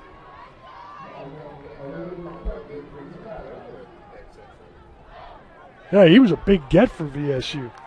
Malik Thompson is in the game in the offensive line now. Caldwell. Hand off right side. And it's out across the 40 to about the 42-yard line before the running back has stood up. Our 26 is Upton Bailey. So we'll go with that until, although he's not listed as a running back, so it's a little confusing right now. But the bottom line is Trojans going to win this one, and some of the youngsters getting reps here with the clock down to 1:15, and that second group is pushing the stack. That last play gained about 5 yards. Caldwell out of the shotgun. Bailey again. He's across midfield. He's into Viking territory, far sideline 40, 35, 30, still on his feet. Run out of bounds at the Elizabeth City State 24-yard line. First down VSU.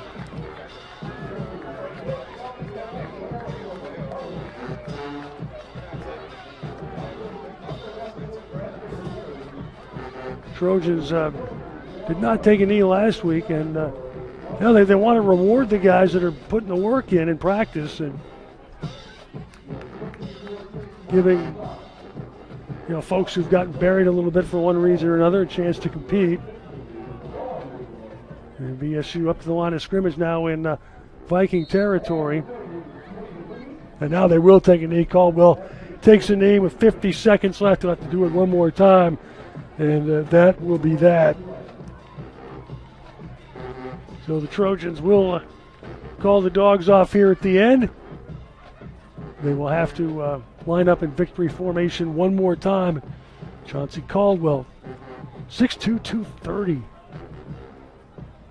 Making his Trojan debut at quarterback tonight. VSU used 3. And Caldwell takes one more knee, and that'll do it. Still 20 seconds left, but the Trojans won't have to run another play. They have taken care of their business tonight and done what they've had to do to create some interest next week, but they will be biting off a pretty large chunk up in Bowie, Maryland against a team that should be top 15 in the country after an extremely impressive performance today. Virginia State defeats Elizabeth City State 35-7, and we're back to recap it after this time out on the Source, 91.3 WVST.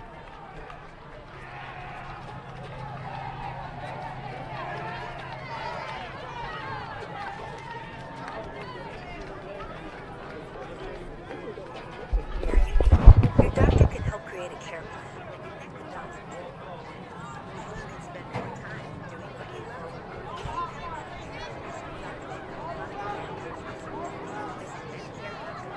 Search for primary care.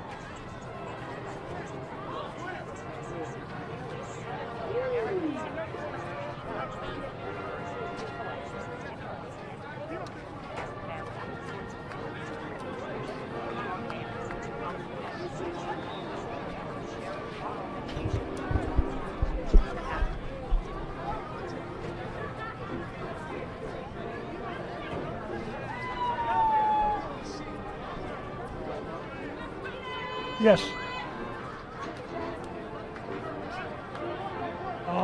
It'll be close, but I'll be out of this. Not. Okay.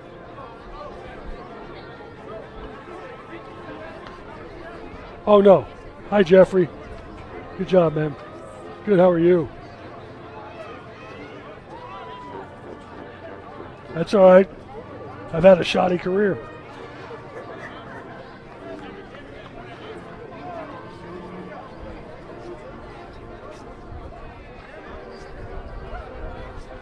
Yep.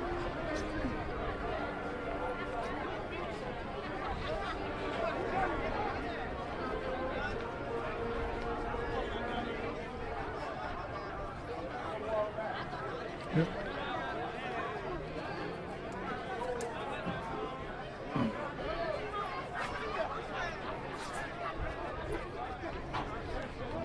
And we are back at Rogers Stadium. John Emmett joined tonight by Chris Ferguson, the CIAA columnist for D2Football.com. VSU Trojans take care of their business tonight. It was a little hair-raising at points, but the Trojans win their second straight there. Now 2-1 in conference play, a 35-7 win over Elizabeth City State, dropping the Vikings from the ranks of the conference unbeaten. Elizabeth City is now 2-1, and they fall to 2-4 overall. This was much like the St. Aug game. It didn't get out of hand until very late, and in fact was a tie game at halftime. Two clubs slogged through a scoreless opening 15 minutes. Early in the second quarter, Trojans hit a third and long middle screen that Darius Hagens turned into a 57-yard touchdown pass from Waller. Conversion kick good by Woolfolk to make it 7-0. Then late in the first half, Trojans had a punt snap that rolled, and Valenzuela had to eat it at the 27-yard line in Trojan territory, and the Vikings took full advantage, and it was Caldwell to Saunders for a fabulous catch in the back far corner of the end zone with 19 seconds left in the half. Conversion kick was good by Mejia, 7 apiece, and that was the halftime score. But in the second half, Trojans changed quarterbacks.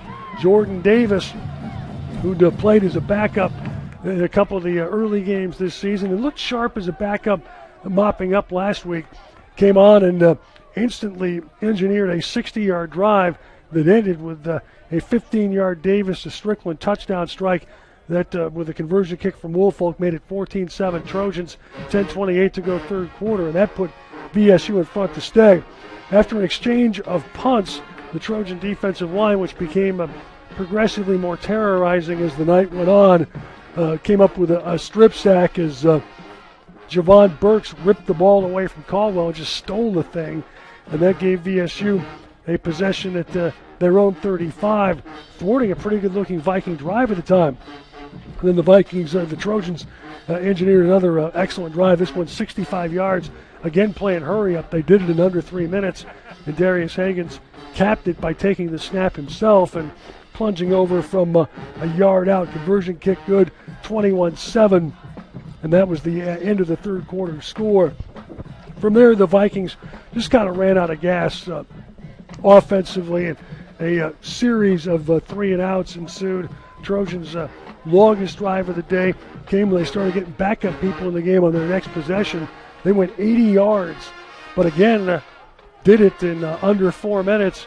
Kemo Clark, who ripped off a couple of huge chunk runs on that drive, fittingly capped the drive with a 2-yard run to make it 28-7. Then the Vikings trying to get back in the game, went for it on the fourth down near midfield, came up short. Trojans got the ball back with 5.5 minutes left at the Viking 45. And from there, Jordan Davis lobbed to throw down the near sideline, and a tremendous adjustment back to the ball by Andre Jackson, who ran back, lost his defender, caught it, and scooted into the end zone. And that came with 4:17 to go. Conversion kick good by Woolfolk. That made it 35-7.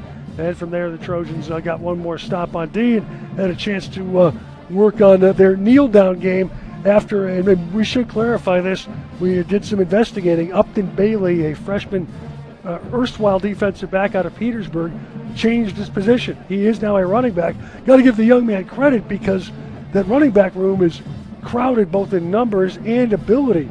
So you got to want to compete to be with that bunch. But he evidently competed enough to earn some reps.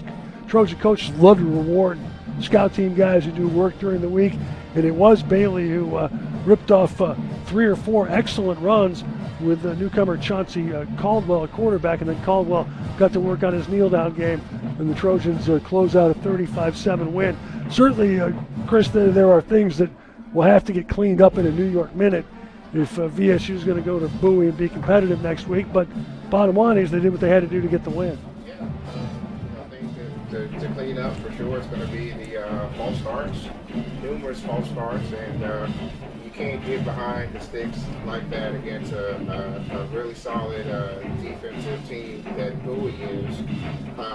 Something like Elizabeth City that kind of just faltered down the stretch. You can manage that process penalty-wise when you're going against a team like that, but from what we've seen from Bowie State all season, it's a team that can certainly mirror what Virginia State did tonight by living in the opposing offense's backfield, and that's something that you don't want to see on top of penalties. So, there are some things that they're going to have to focus on and clean up this week as they prepare to take on the Bulldogs.